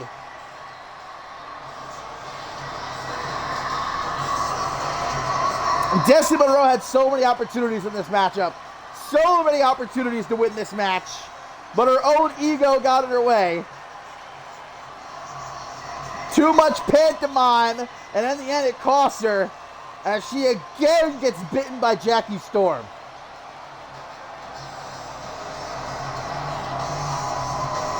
What a match, though, guys. And now our co-main event is set. It's going to be Sofia Hernandez versus Jackie Storm. And the winner of that will challenge Gianna for the television championship at Homecoming. That's our co-main event tonight.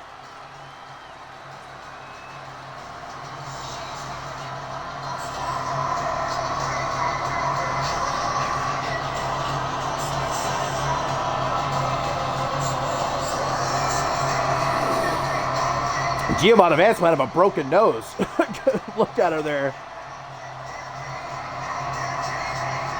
And indeed, of all people, Jackie Storm pins Destiny Monroe to win this match. One step closer to a television championship opportunity.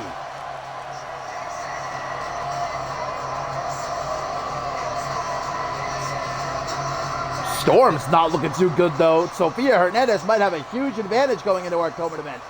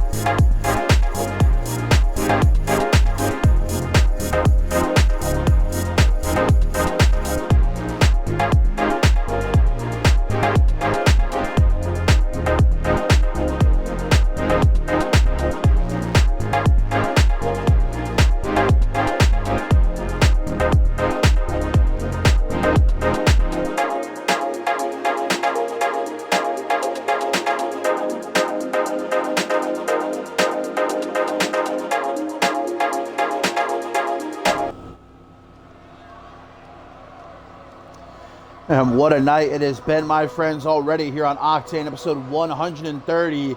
I'm still thinking about that Anarchy Championship match. And again, hopefully we'll get an update on the condition of Max Cutter and the condition of AK Bunny, who, of course, is still the Anarchy Champion. Again, congratulations to him. That's a matchup I'm going to go back and watch. Again, that's for sure.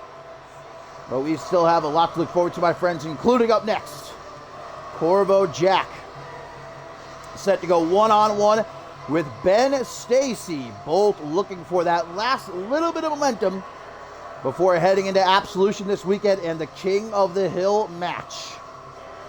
Indeed, both Corvo Jack and Ben Stacy will be a part of it. They have qualified. And very well, one of them might be headed to the main event of Ascendance 13 to challenge for World Championship gold. To be honest with you, I've seen the potential in Corvo Jack since he stepped foot here in CMV day one to be World Championship material. The former Octane Tag Team Champion. That unfortunately was a short reign alongside Alaric, of course, who's in his corner for this matchup.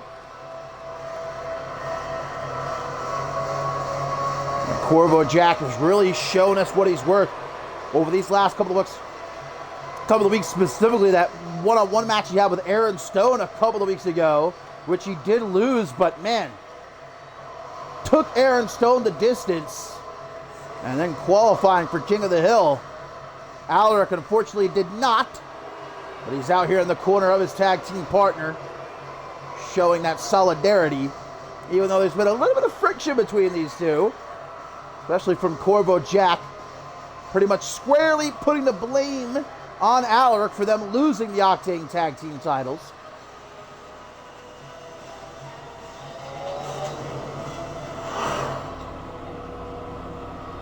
How long, guys, have I been saying Ben Stacy is going to be a world champion? He's going to do it. He's going to be a world champion, and I still believe it. This is his opportunity. He is just a couple of steps away from headlining Ascendance 13, fighting for a world championship at last. Becoming a world champion.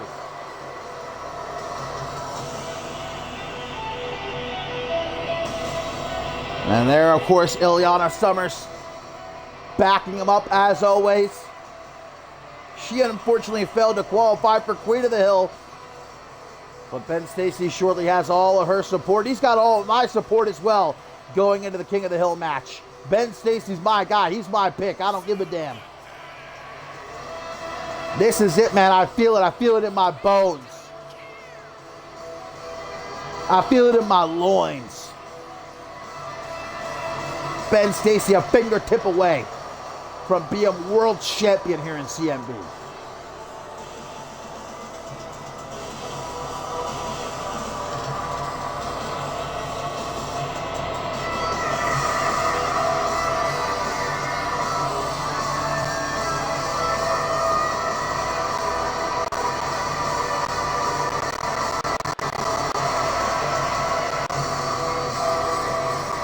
What a matchup we have on our hands here, though. This could be a little sleeper hit.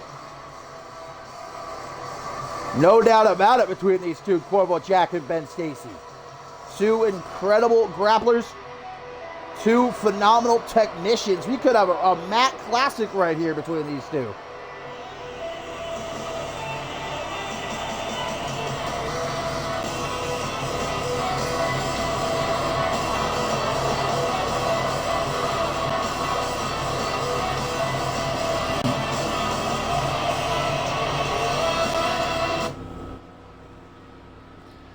So here we go, the Frenchman, Corvo Jack, the British Angel, Ben Stacy, one-on-one before they both head to Oklahoma City, Oklahoma this Saturday to compete in the King of the Hill match at Absolution.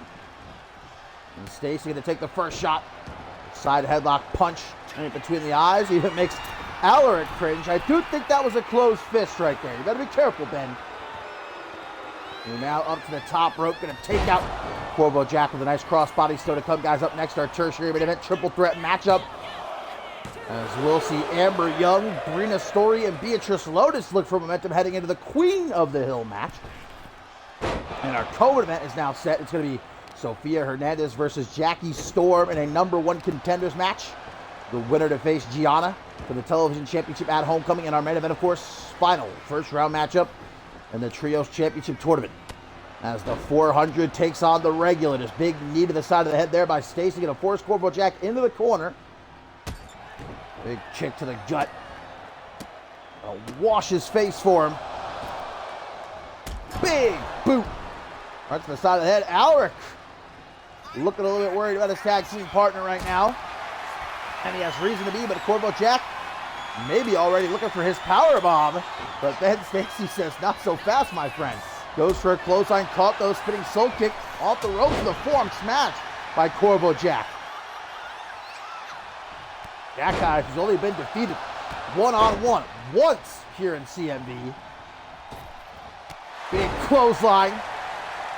Gonna knock Ben Stacy into the corner. Not looking too good right now for the national treasure as Corvo Jack mocks him before delivering a knee to the gut.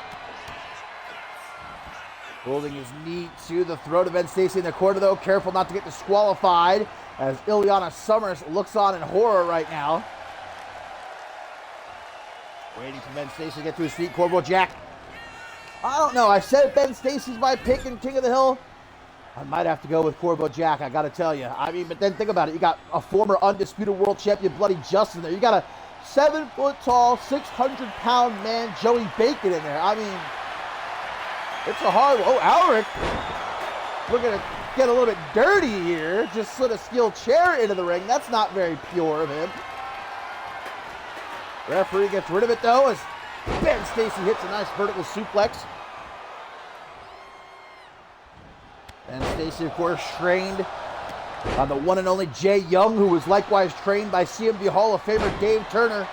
I consider Ben Stacy to be a third-generation superstar, the knowledge coursing through him. Oh, look at Alaric now, causing a ruckus here at ringside, trying to preach the pure wrestling style to Ben Stacy right now. Stacy, though, is about as pure as a wrestler as they come next to Alaric. Like I said, he's real old school, a mat technician through and through. Corvo Jack not able to capitalize on that distraction as he crawls into the corner. Stacy looking over at Alaric like, you better not try something, as he hits that cannonball senton in the corner. Now Stacy, looking for the Masaiku knee, and absolutely nails it. Down goes Corvo Jack into the pin, and that's not enough to put away the Frenchman. Very close, but oh well, Ben Stacy gonna try for the Kraken's clutch. Corvo Jack obviously studied tape though, did his homework, he's seen it was coming. Able to avoid it as he sends Ben Stacy off the ropes, and there's that Claymore kick from the air of Joan into the pin, and just like that, Jack could have this match won. Wow. 2.999. And Corvo Jack a little bit upset about that. Thought he had it in the bag for sure.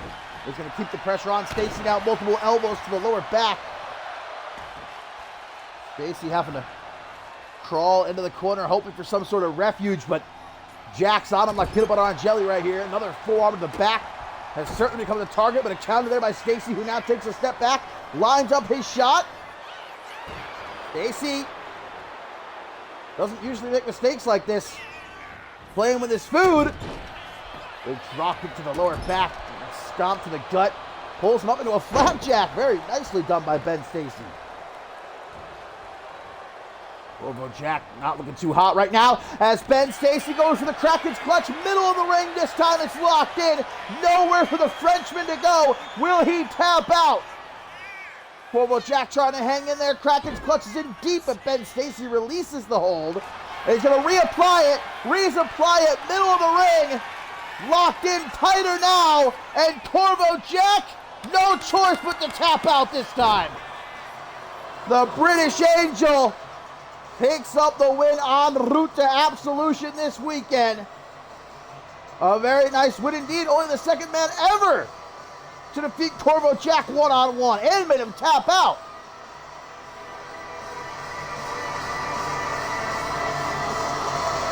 Very nicely done. Ben Stacy didn't have the Kraken's clutch locked in tight enough, so he reapplied it tighter, and that got him the win.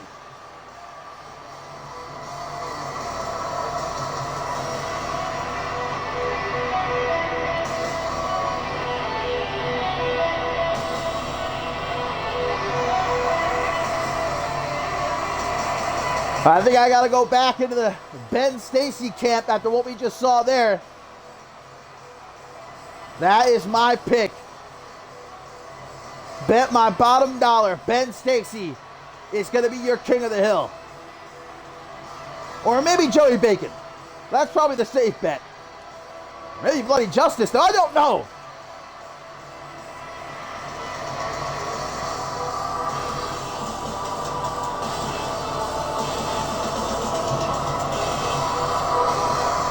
And here was the end, brilliantly done by Ben Stacy.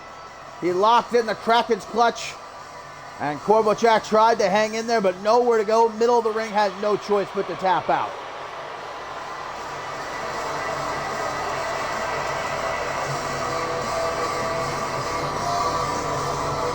Ben Stacy looking to become king of the hill this weekend. I don't doubt for a second that he can do it.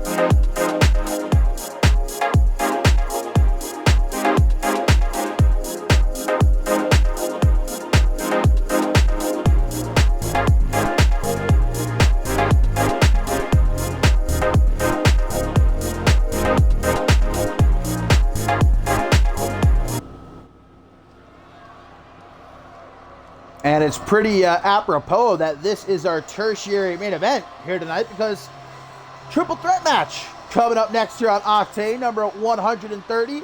And just as we saw Corvo Jack and Ben Stacy fighting for momentum, heading into the King of the Hill match, we're going to see these three fighting for momentum, heading into the Queen of the Hill match this Saturday at Absolution, live from Oklahoma City, Oklahoma. And there is one half of the women's tag team champions, Brina Story, who indeed was able to qualify for Queen of the Hill. Her tag team partner, B. Barrett, unfortunately could not.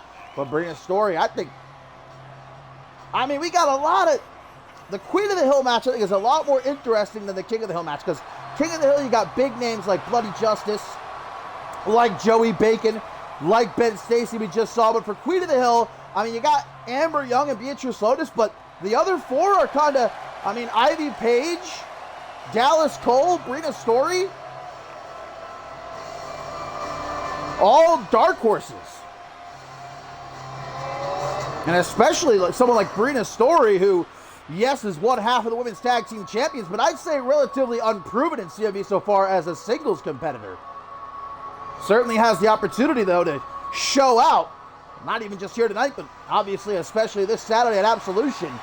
If she could potentially, what a first, not even half a year, less than half a year it would be for Brina Story if she can arrive here, win the Women's Tag Team Cup, win the Women's Tag Team Championship, and then win Queen of the Hill and headline Ascendance 13 for a Women's World Championship opportunity. That might be one of the quickest come-ups in CMV history. Well, but speaking of the Women's World Championship, here comes the former Women's World Champion, longest reigning Women's World Champion of all time, most successful defenses of the Women's World Championship ever. And last year at Ascendance 12, Beatrice Lotus defended the Women's World Championship against the Queen of the Hill winner, Celestia. Now it's the flip side of the coin. Beatrice Lotus looking to be the Queen of the Hill winner, the challenger at Ascendance 13, and take back the Women's World Championship.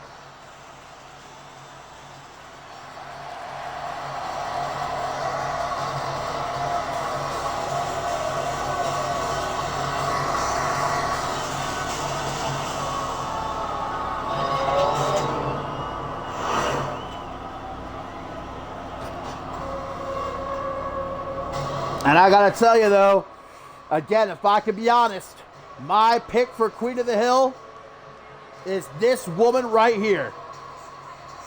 The KO bombshell, Amber Young, who especially lately, guys, over the last couple of months, has been red hot. An absolute killer. The fact that Beatrice Lotus is still standing right now isn't any sort of, detriment to the abilities of Amber Young. It's just the unbelievable tenacity of Beatrice Lotus, because any other woman would have been dead after what Amber Young did to Beatrice Lotus back at Ferocity in that Bloodsport Rules match. And Amber Young has just been perpetually the thorn in Lotus's side as of late. Beat her at the 36 Chambers, beat her at Ferocity, attacked her this past episode of Shockwave after Lotus's match against Ivy Page, and is looking to again get the better of her at Absolution this Saturday and become Queen of the Hill.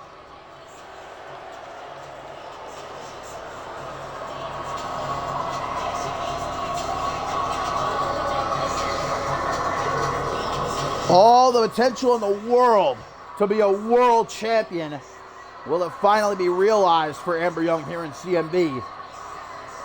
But tonight, though, it's just about momentum heading into the Queen of the Hill match. Triple threat here. Who's going to be walking into Oklahoma City, Oklahoma, with indeed the momentum on their side?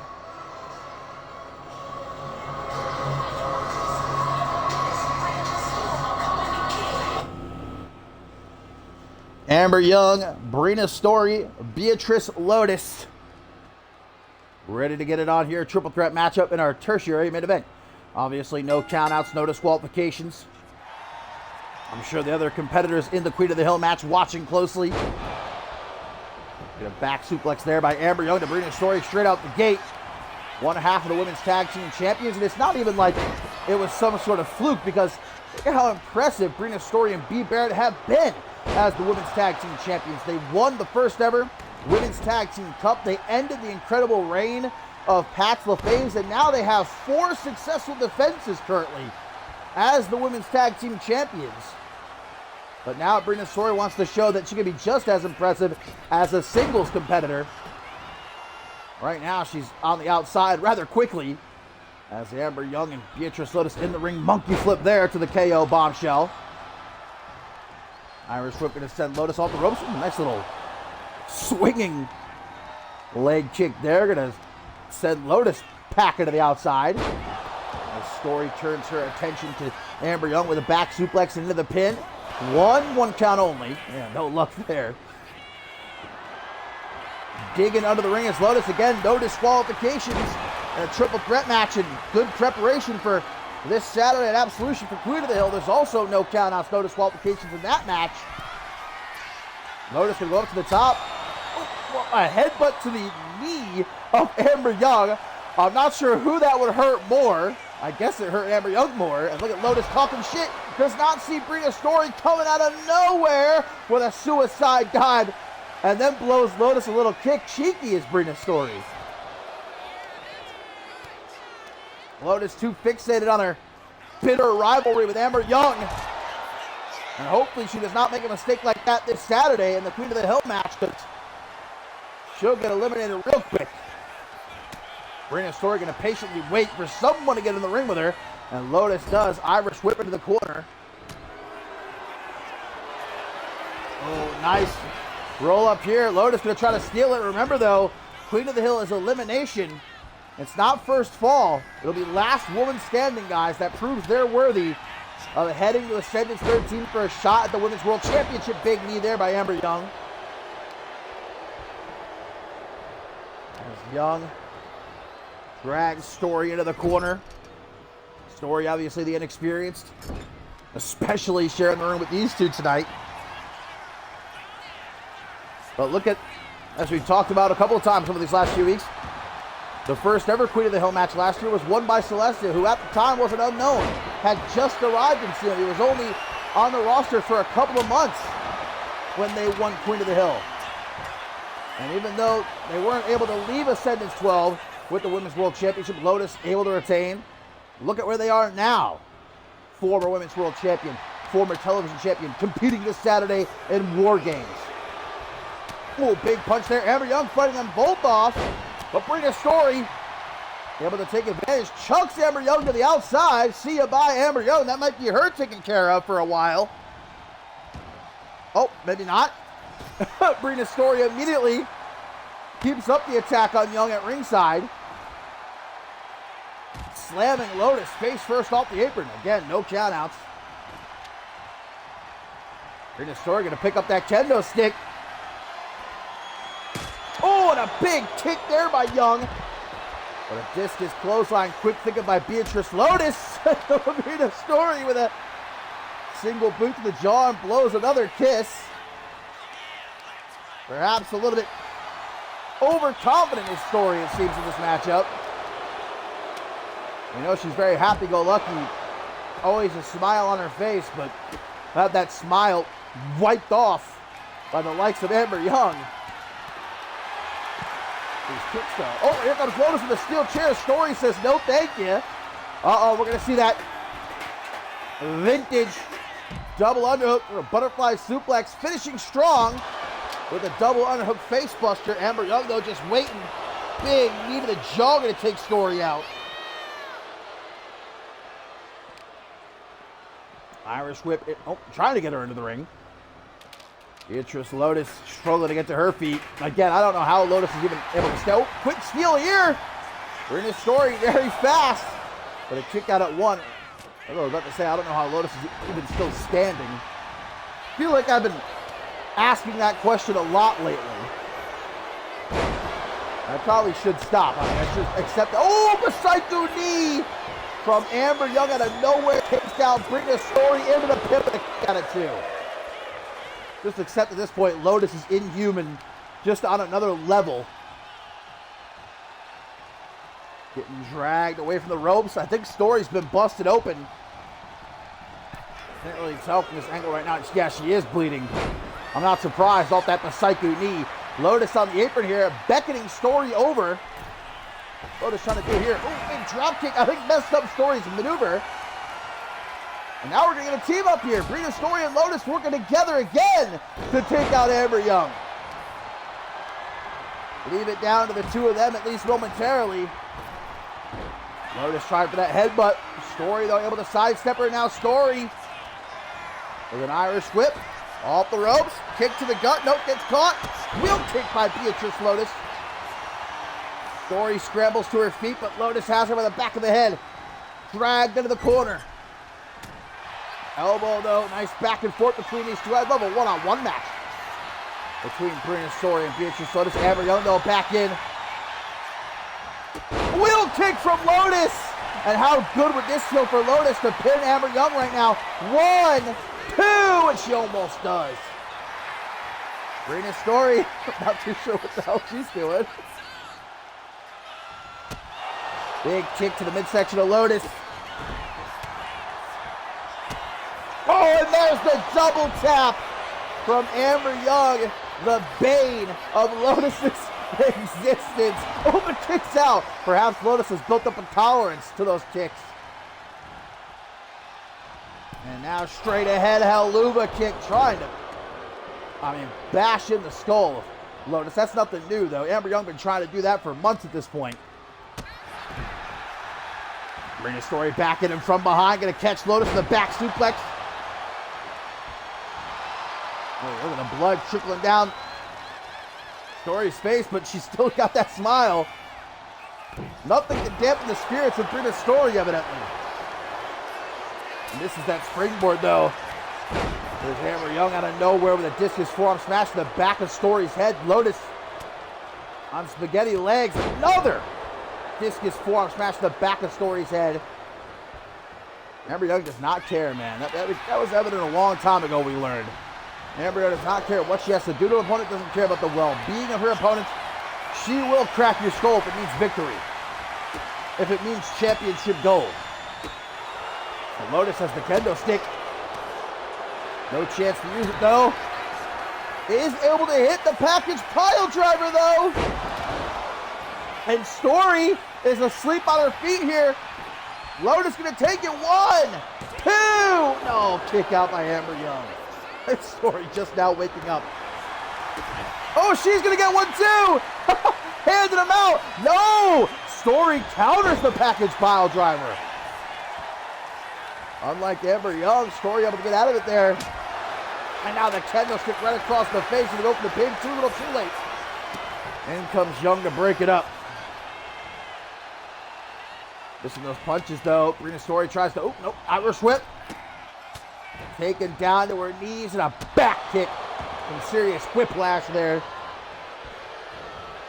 Lotus digging underneath the ring again for another kendo stick. I guess that other one isn't good enough. Meteor to Brina Story, throws the kendo stick at Amber Young.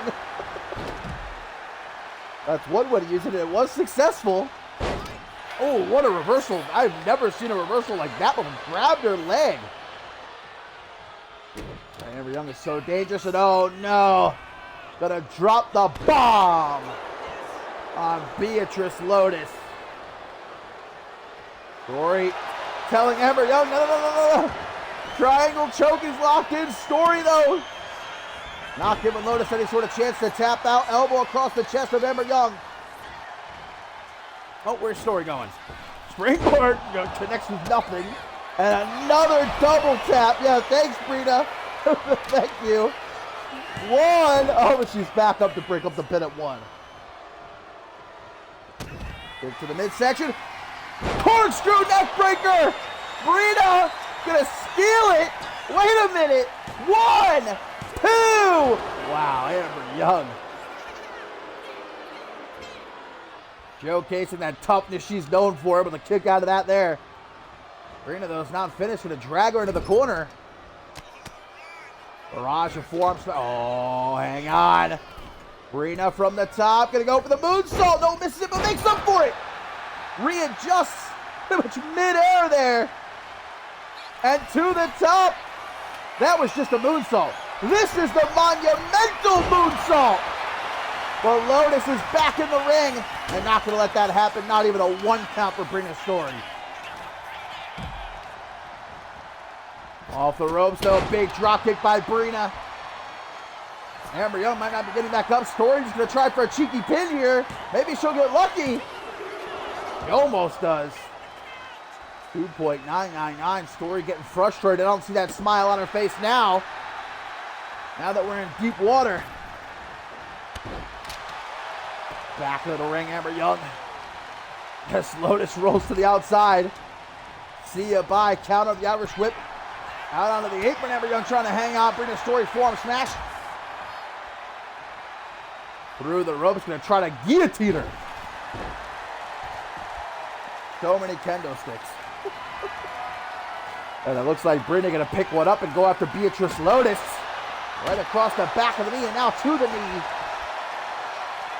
Again, breaks the kendo stick. Uh-oh. I think a piece of that kendo stick just went into the eye of one of those fans in the front row. Lawsuit incoming. Beatrice Lotus with that working out her knee over there. Get the damage done with those shots of the kendo stick. Trying to get to her feet. There's no keeping down Beatrice Lotus, man. You cannot kill Beatrice Lotus. The unkillable, I think, is the new nickname we're going to go with for Beatrice Lotus. It's true. Oh, and there's a wheel kick to Brina Story. Came around the corner, man. Hey, how you doing? Throws her off to the side. Lotus almost saying, you shouldn't be in this matchup. This don't concern you. Oh, but look at that knee to the face by Young into a German suplex. And even more knees to the side of the head. One after the other, after the other. Brina Story is back up. Trying to go under the ring. Amber Young not going to let her, though. Irish whip reversed. Young sent back into the ring. And Brina Story clapping her hands, saying, you tried. Try again. Oh! Amber Young looked like she would shatter her ankles right there on that landing. Oh, Brina did not get all of that. But she was able to take Amber Young down. That's why they call it high risk. You got Amber Young up before her. And breaking news, shocking news here, Beatrice Lotus is bleeding. Alert the local news channel. Lotus has been busted open. Through like daily blood transfusions. Everybody back into the ring. In this triple threat matchup, Beatrice Lotus able to escape with some elbows to the midsection of Amber Young. Oh, now fast. Brina, though, rolls right into the package power driver. No escaping it this time. And into the pin. Amber Young is out on her feet. Lotus has it won. Uno, dos. But no tres stopper. Lotus goes right for Amber Young now. Elbows to the gut, the KO bombshell. Story tries to get up. Hook to the jaw, gonna spin around. Beatrice Lotus, jumping neckbreaker from Story. He's gonna go to the wait a minute. Monumental moonsault. No swanton, but Lotus able to get out of the way of it. Amber Young back in the ring now. Irish whip gonna send her into the corner. From behind though, Story. Maybe looking for the brain and the belt wave, but no, counter with a kick to the back of the head. Now gonna go, oh, wait a minute! Gonna hit that moonsault again, but Young once more sees it coming. No, readjusts! Into the pin! 1, 2! But Lotus, I think Amber Young kicked out and Lotus broke it up. A combined effort there. But wait a minute! Brain on the beltway! Brain on the beltway! But Amber Young's getting back up. Brina knows she can't go for the pin. She's got to take out Young first. Bitch slaps her. And a big springboard crossbody. She might be able to still. I'm going to pin Young. Maybe this will be enough. 1, 2, 3. Brina did it. Brina Story picks up the win. A huge win. And has just beaten not only Amber Young, but perhaps the greatest women's world champion of all time in Beatrice Lotus.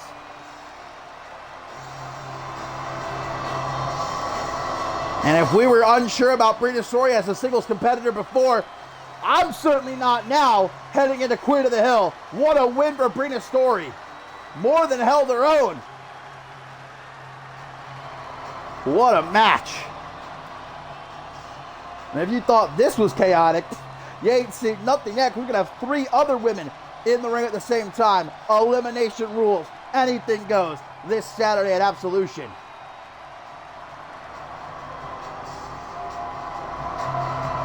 This was great. Brina Story rolled right into the package pile drive. I thought it was over here for sure. But Story showcasing her own toughness. And here was the end, well, beginning of the end. Hit this moonsault once again on Amber Young. Brain on the beltway to Beatrice Lotus. But Brina Story knew she couldn't go for the pin. Amber Young was still up. You can see it right here. Brain on the beltway. She might have had it one off of that. But Amber Young got back up. Story knew she couldn't go for the pin. So a springboard cross body to Amber Young gets her the dub.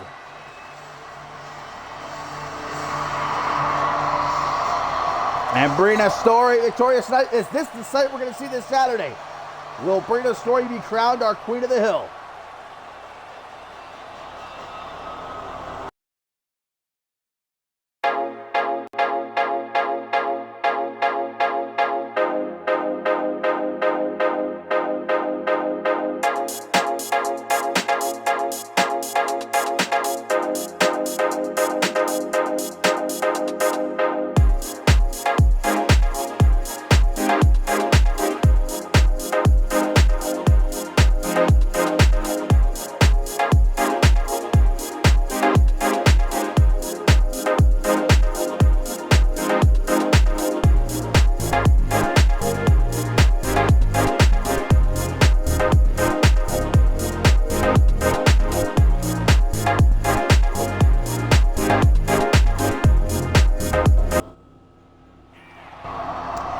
And into our co-main event we go, my fine feathered friends here on Octane number 130. And both of these women coming to this matchup not at 100%. They both won fatal 5-way matches already here tonight to qualify for this, our co-main event number 1 contenders matchup. And the winner will be facing Gianna at Homecoming for Gianna's television championship. Now, obviously, I'd say Sofia Hernandez going to have a bit of an advantage because her fatal 5-way matchup opened up the show. Jackie Storm's only been able to recover for maybe about half an hour or so since her fatal 5-way matchup. So Hernandez is going to have that edge, but it's not a very big one. Both of these women certainly proving they deserve such an opportunity, though. Only one of them is going to be going to Homecoming. And Gianna is sure to be watching closely who's going to be her first challenger. As we get a collar double tie-up. Oh, Jackie Storm, we're going to push Hernandez up against the ropes. And will we get a clean break here between these two? Yes, we will. So come, guys, up next, our main event here on Octane number 130. Our final first-round matchup in the Trios Championship Tournament as the 400 will take on the Regulators. Jackie Storm out of the corner. Going to go full steam ahead for a big kick. Takes down the Spanish Goddess, looking for a stomp there, though. Hernandez with a stomp of her own, a double boot stomp, cave in, and a springboard moonsault to follow up. Now for the second rope, Sofia with a moonsault. Really keeping up the pressure here on Jackie Storm. I don't expect this matchup to go very long, considering both these women have already competed in hellacious fatal 5-way matchups, but with an opportunity to fight for the television championship on the line. Oh man, sunset flip powerbomb on the floor. And a kick to the back certainly becomes the primary target for Jackie Storm now, the back of Sofia Hernandez. After hitting that sunset flip powerbomb. Count of 4 as Hernandez gets thrown ribs first into the side of the steel steps. Can't afford to hold anything back, man, when you're in a number 1 contenders match. Big big senton. It's all Jackie Storm right now. And I thought Hernandez was going to be walking to this matchup with the advantage with the upper hand. Not going that way so far. We're at a count of 8. Jackie Storm gets back into the ring, and Hernandez right behind her before there's a potentially a count out. Double count out would be very good for Gianna. I'm sure she'd love that. Wouldn't have to defend her champion against anyone at Homecoming. Off the ropes goes Hernandez with a springboard Pele kick. Love it. Hernandez, I think, is slept on when we talk about the most athletic superstar in CMV, not just in the women's division. At the second rope again. With a knee? Was that a knee? I'm not too sure what she was trying for there. Obviously did not get all of it. And Storm's back to her feet already. Tries for a springboard body splash. These dudes just go crazy off the ropes. I can't keep up like a Jackie Storm. She's got that fighting spirit. Beautiful neck breaker. Storm now going to slow things down, thankfully. With some repeated punches, busting Hernandez open. I'm pretty sure Hernandez was bleeding in that opening match of the Fatal 5-Way. Probably just reopened that cut. Hernandez now maybe looking for a little bit of divine intervention, but Jackie Storm able to see it coming. And now the Blue Thunder Bomb into the pit. Is she going to Homecoming? 1, 2, no, at least not yet. Jackie, though, not through, unfortunately for Sofia Hernandez. Going for the package pile driver, Beatrice Lotus style, but counters out of it. Does Hernandez with a nice short arm clothesline there. Oh, and there's that kick from Sofia Hernandez. Caught Jackie Storm point blank. Making sure there's no rope break. That might cost her though. 1, 2. Yeah, kick out by Storm. Sofia, though, knows to stay on the attack. Big forearm smash by Hernandez. Irish hook attempted, no counters. Hernandez off the ropes, big drop kick by Storm. You can see the way these two are fighting, man. With a championship opportunity on the line. They are giving it their all. And nobody will be able to deny them such an opportunity after what they would have been through here tonight. Not just winning a Fatal 5-Way, but then winning this matchup here all in one night. And Hernandez is bleeding bad. She's got looks like a really nasty cut alongside her right side of her forehead. Oh, he's able to duck Storm there, though. Sends her right outside of the ring, eliminated from the Royal Rumble, and Hernandez from the top of the double axe handle. The Ultra Cam Harris style there. Back into the ring. Jackie Storm is thrown as Hernandez goes up to the top rope. Hernandez imploding Phoenix Splash, but Storm gets out of the way at the very last second. And now an Irish whip into the corner. Big jab from Storm. Up on the top, not where you want to be. Last place you want to be. Storm. Oh no. This is a match ender right here. Landslide. From off the top, even Storm is a bit discombobulated after that, but still, Storm says not enough. There's that big kick. No, Hernandez able to duck it this time. Went to the well one too many times to Jackie Storm. And now may pay the price, drop kick to the face. Storm quickly crawling out onto the apron. Sofia, her face paint has completely been wiped off her face at this point, replaced by blood. Storm thinking a little bit too long. Up on the second rope, though. Double knees to the gut, not once but twice. It's so nice. Unless you're Sofia. And another Blue Thunder Bomb might be the final nail in the coffin. 1, 2. No, Sofia. Oh, and look at the Spanish, got it. Storm shut that shit down, but Sophia gonna try for a steal. One. Oh, just a one count. Jackie Storm said nope. Nope. And now, gonna go for the package pile driver again. This time hits it. And I think that'll be sayonara for Sofia Hernandez here. And need 1, 2. Okay. Okay, Sophia. Kicking out and desperate though, crawls into the corner.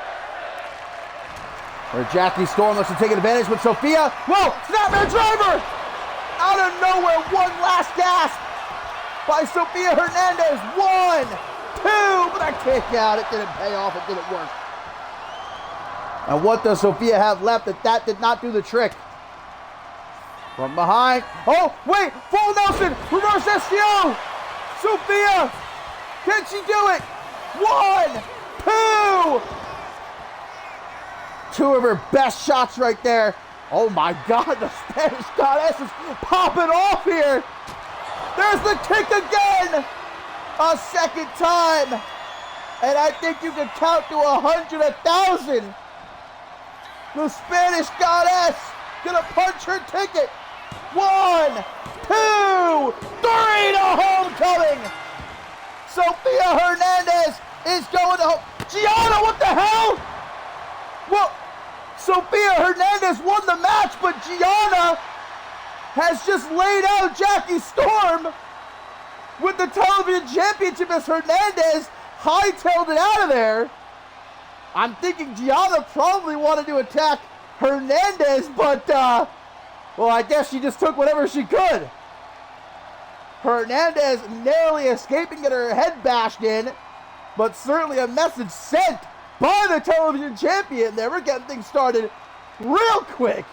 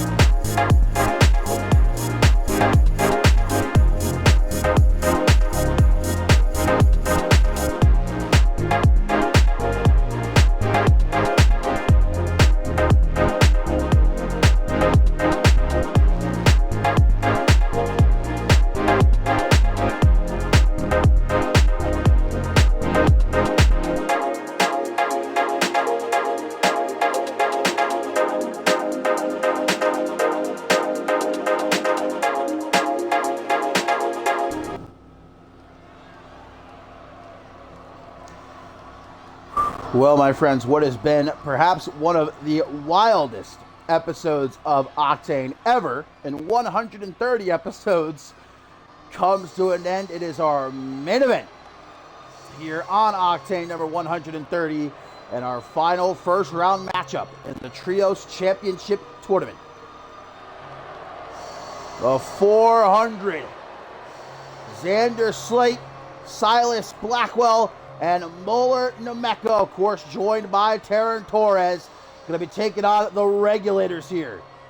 And obviously, this is not just a Trios Championship Tournament matchup, but an opportunity for either Xander Slate or Aaron Stone to pick up that last little bit of momentum heading into Absolution this Saturday, where, of course, it will be a triple threat match for the Global Championship. Xander Slate, Aaron Stone, and the defending champion, Bob Luger.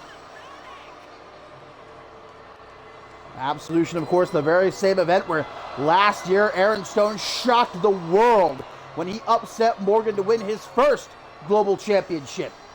Now we'll be looking for his fourth this Saturday, whereas Xander Slate will be looking for his. I like how he still has his half of the Octane Tag Team Championship. I guess didn't want to. Technically, I mean, if you want to get technical about it, Xander Slate was not in the match. He did not lose the Octane Tag Team Championship. He obviously bailed on Aaron Stone. It became a handicap match.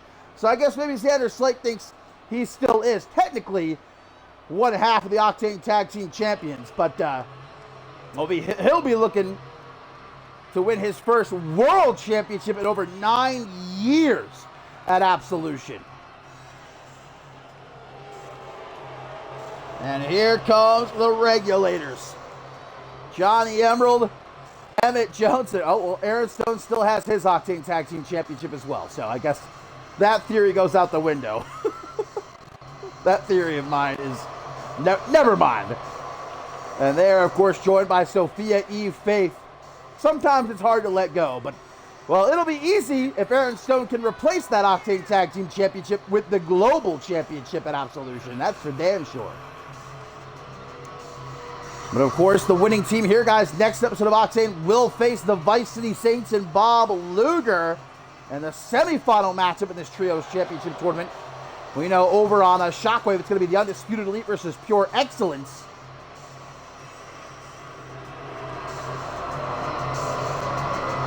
Everybody out in force tonight for our main event.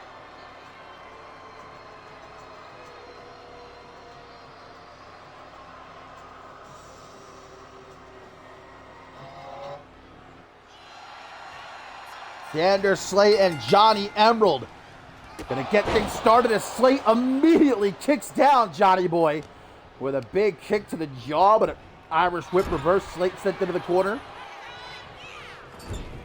Arm smash attempted. Indeed, it's been over 9 years since Slate was a world champion, 2-time world heavyweight champion here in CMV.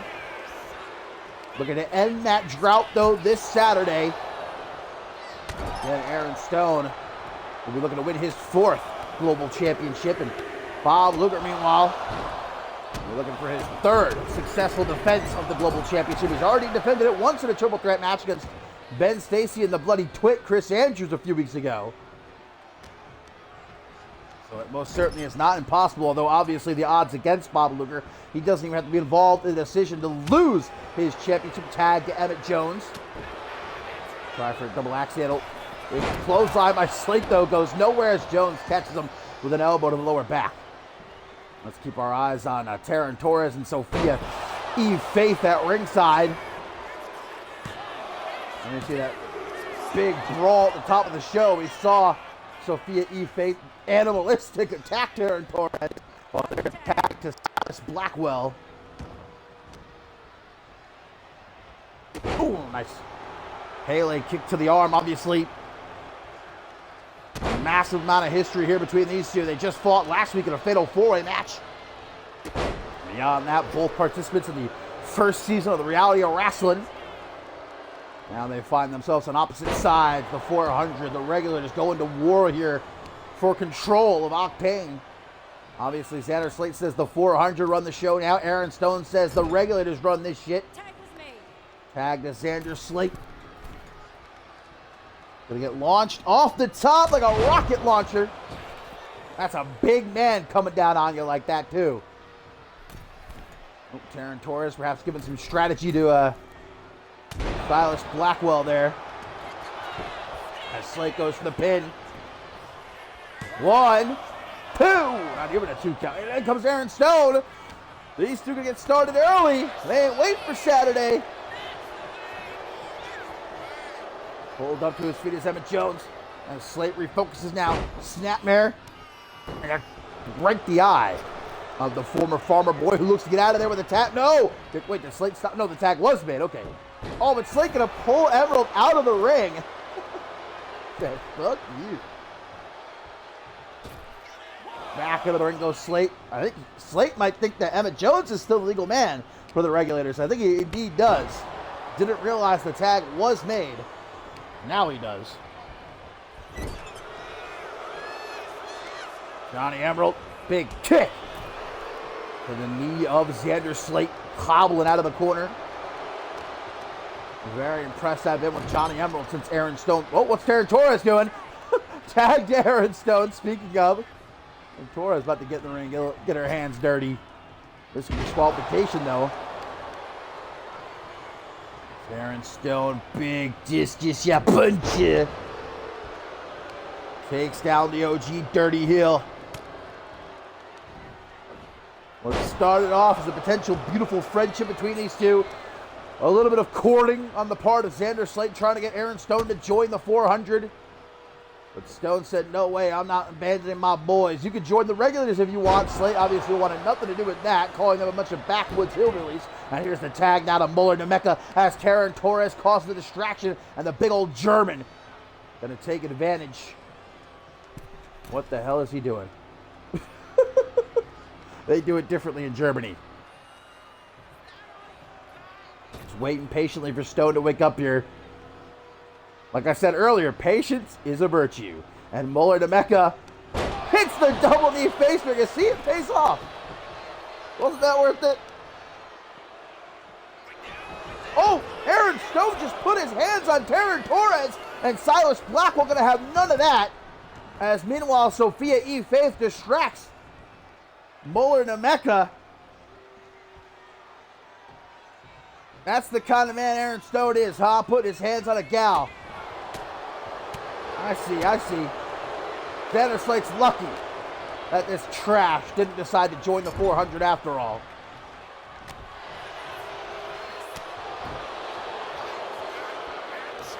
Muller Nemeka will try to take Stone for a walk here into the corner. Lets out a roar that echoes throughout the entire arena as he drags Stone's face across the top rope. God. Aaron Stone might need to borrow one of Xander Slate's eye patches after that. Big boot into the pin, but Emmett Jones going to make the save. Look at the size of this guy, former football player in Germany. Tag to Silas Blackwell as Stone going to make the tag. Yes, to Emmett Jones. Looks for a big boot. Silas to the outside. Ooh, finds himself in dangerous territory, going for Johnny Emerald. Remember, though, Emmett Jones, legal man here. Oh, it takes out the trash hoop of the press of one right there with that knife edge shot. Into the corner, Silas Blackwell is set. Ooh, but an elbow to the side of the head. Like I said, these two know each other so well. So much history between them. Emmett Jones still sour that Silas Blackwell won season 1 of the Reality of Wrestling. Still a little jealous baby. He'll forever be jealous of the great Silas Blackwell. Belly to belly off the top. Vintage Blackwell there. Bill to ringside as Emmett Jones hopes for the opportunity to recover a little bit, but Blackwell's going to stick to him like a monkey on a cupcake. They'll throw him right back into the ring. No rest in here.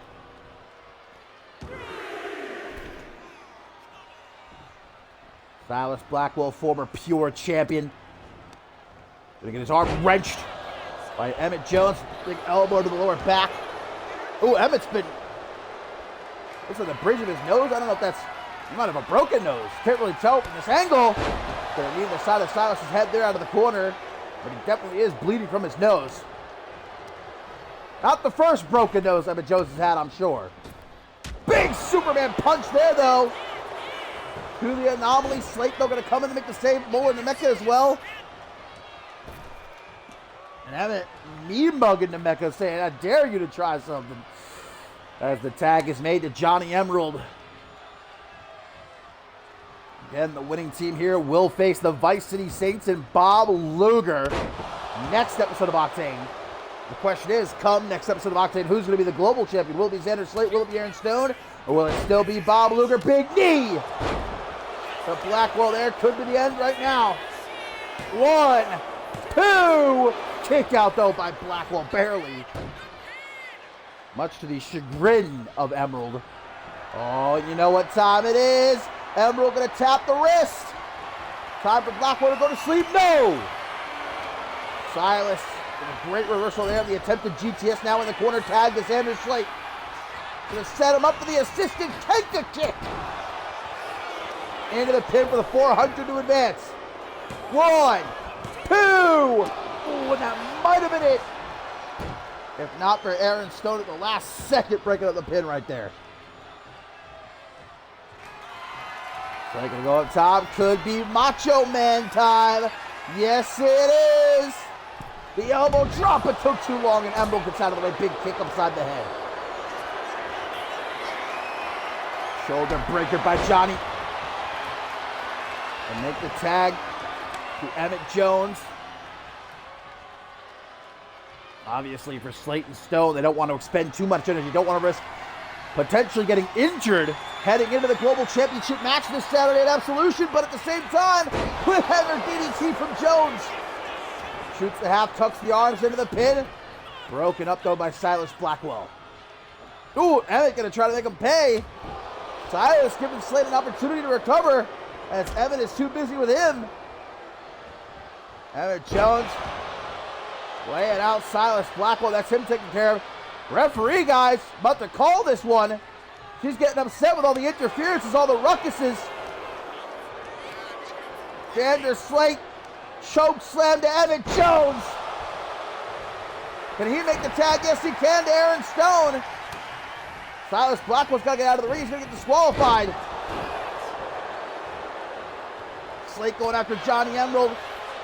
Slate has no idea what's going on. Aaron Stone is now the legal man for the Regulators. I don't think Slate's realized that yet, though. Now he does. Oh, he's still focused on Emmett, though. Irish whip into the corner. No reverse. Aaron Stone, not a care for either Blackwell or Nemeka. Just laying into Xander Slate. My God, Silas doing his best to try to help Slate out here, but not much he can do. And there's Terra Torres once again instrumental for the 400. Causing a distraction. Going to give Xander Slate the opportunity to try to recover, but Slate looks out of it. He looks like he's in another dimension right now. I don't know if it's going to be any help. Aaron Stone with the tag to Johnny Emerald.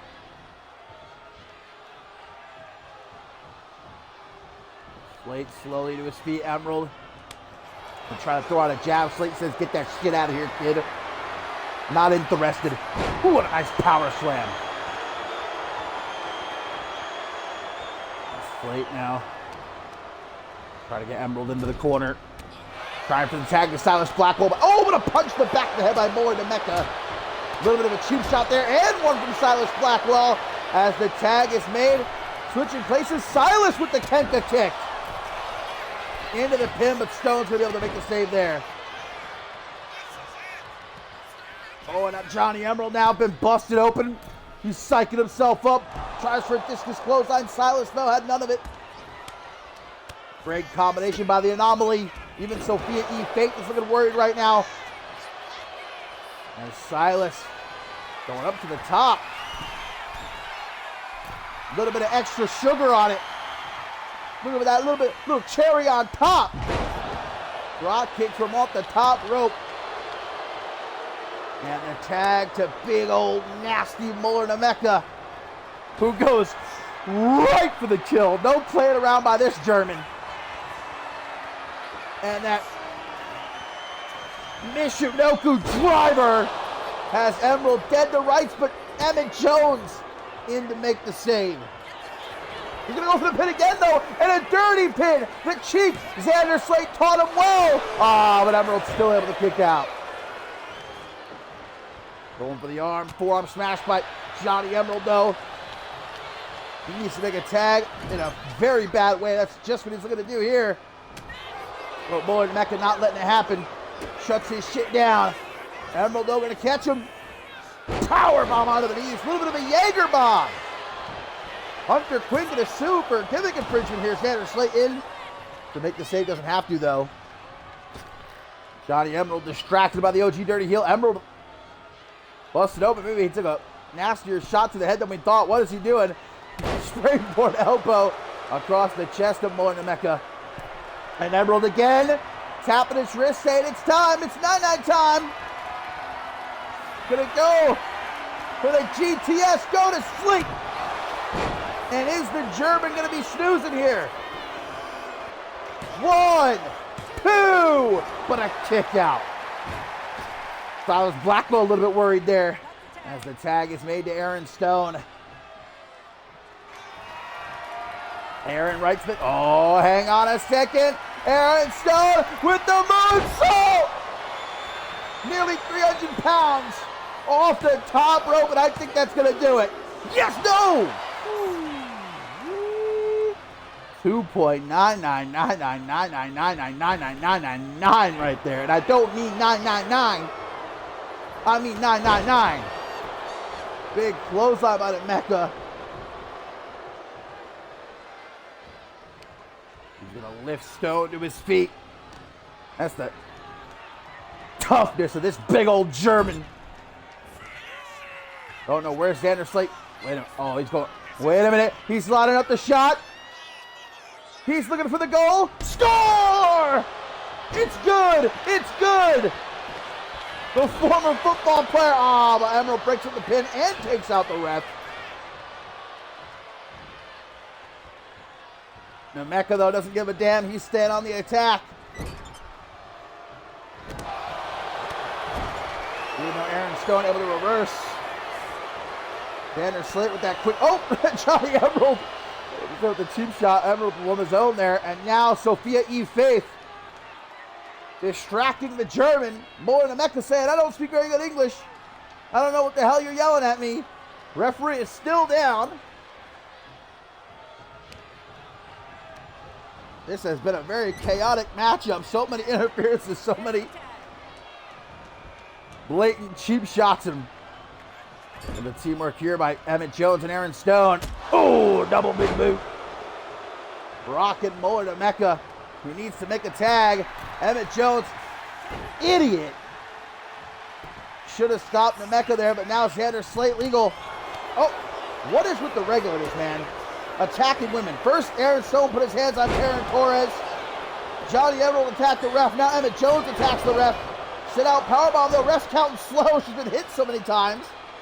She should DQ the regulators, if you ask me. Bunch of BS. Xander Slate, Irish whip into the corner. Knife edge shot, though, blocked by Emmett. Who gets distracted by Torres, though. And Slate from behind, but Emmett's seen it coming. That Famba boy must have eyes in the back of his head. Elbows to the gut by Emmett Jones. Oh, they'll run Slate down. Quick pin here. Desperation starting to become apparent. Almost. Very close, in fact. Let's stop those Slate to his feet. Irish whip going to get countered. Slate into the corner. Bad part of town for Emmett Jones to be in, though. Back and forth here between these two. Emmett Jones with an impaler DDT. Moving very slow right now is Emmett, though. Very slow. Irish whip into the corner. Is going to try to make that tag, perhaps. Yes, indeed. In comes Aaron Stone. More great teamwork here by the regulators. Inverted atomic drop, big boot combo. As Stone tries to bash in the skull of Xander Slate. And Stone certainly enjoys that slower pace. More methodical. This punch, I think, just busting Slate open. This is becoming a bloody matchup. As we get that delayed brain buster from the protein-packed powerhouse. Slate, though, quickly. A veteran instinct rolls out of the ring to avoid getting pinned. Karen Torres again getting into the ring here. Slate going to make the tag to Silas Blackwell, our main event here. Octane number 130. Final first round matchup in the Trios Championship Tournament. Silas Blackwell's up on the top. Going to go for a headbutt right to the midsection. That caught Stone right on the ribs. And not letting Stone get away either. Silas Blackwell, middle of the ring with the blackout. Will that be enough to get the 400 to win? No, Emmett Jones. Breaking up the pin. I look at Silas telling the ref, what the fuck, man? Why don't you start enforcing the rules like an actual referee here? And he's right, man. The regulators should have been disqualified like 5 times by now. Bunch of BS. Silas, though, off the ropes. slingshot, big drop kick to Stone. But Aaron Stone, wherewithal, rolling out onto the apron. Oh, where Slate takes him out with a forearm upside the head. Silas going to keep himself busy, taking a cheap shot at Johnny. Oh, but a big super kick by Aaron Stone as he was able to get back into the ring. And Stone, what's he thinking about here? Let's go to the top. Oh, another moonsault. Perhaps another moonsault here from Aaron Stone. Maybe not. A headbutt of his own. He just fell. Just fell off the top rope, but Slate's going to break up that pin. Go back to the top, maybe. Thinking about it. Decides against it. Probably the smartest thing Aaron Stone has done in this match. As he instead looks to deliver through the back door. Special delivery. Now it's Mola to Mecca, who makes the save and keeps this match going.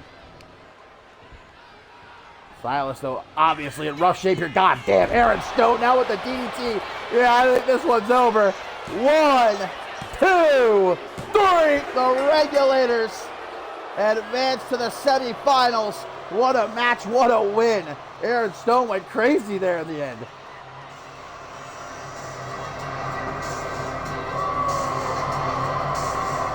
Well, I don't know. I've seen a match that had more cheating, more cheap shots, more BS.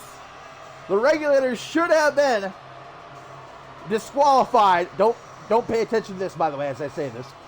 Well, the Regulators should have been disqualified like 10 times, but I guess the referee showed some discretion since this is a Trios Championship Tournament match.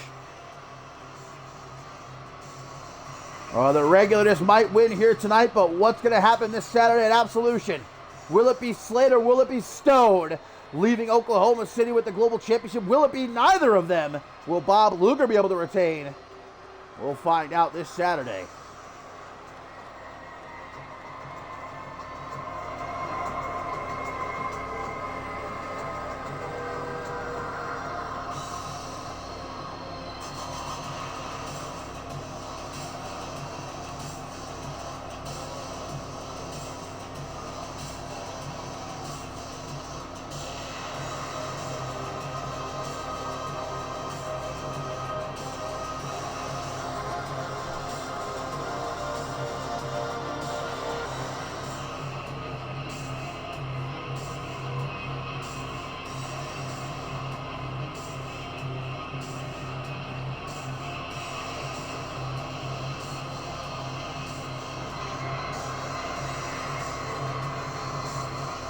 The Regulators advance to the semifinals of the Trios Championship Tournament. They will face the Vice City Saints and Bob Luger next episode of Octane.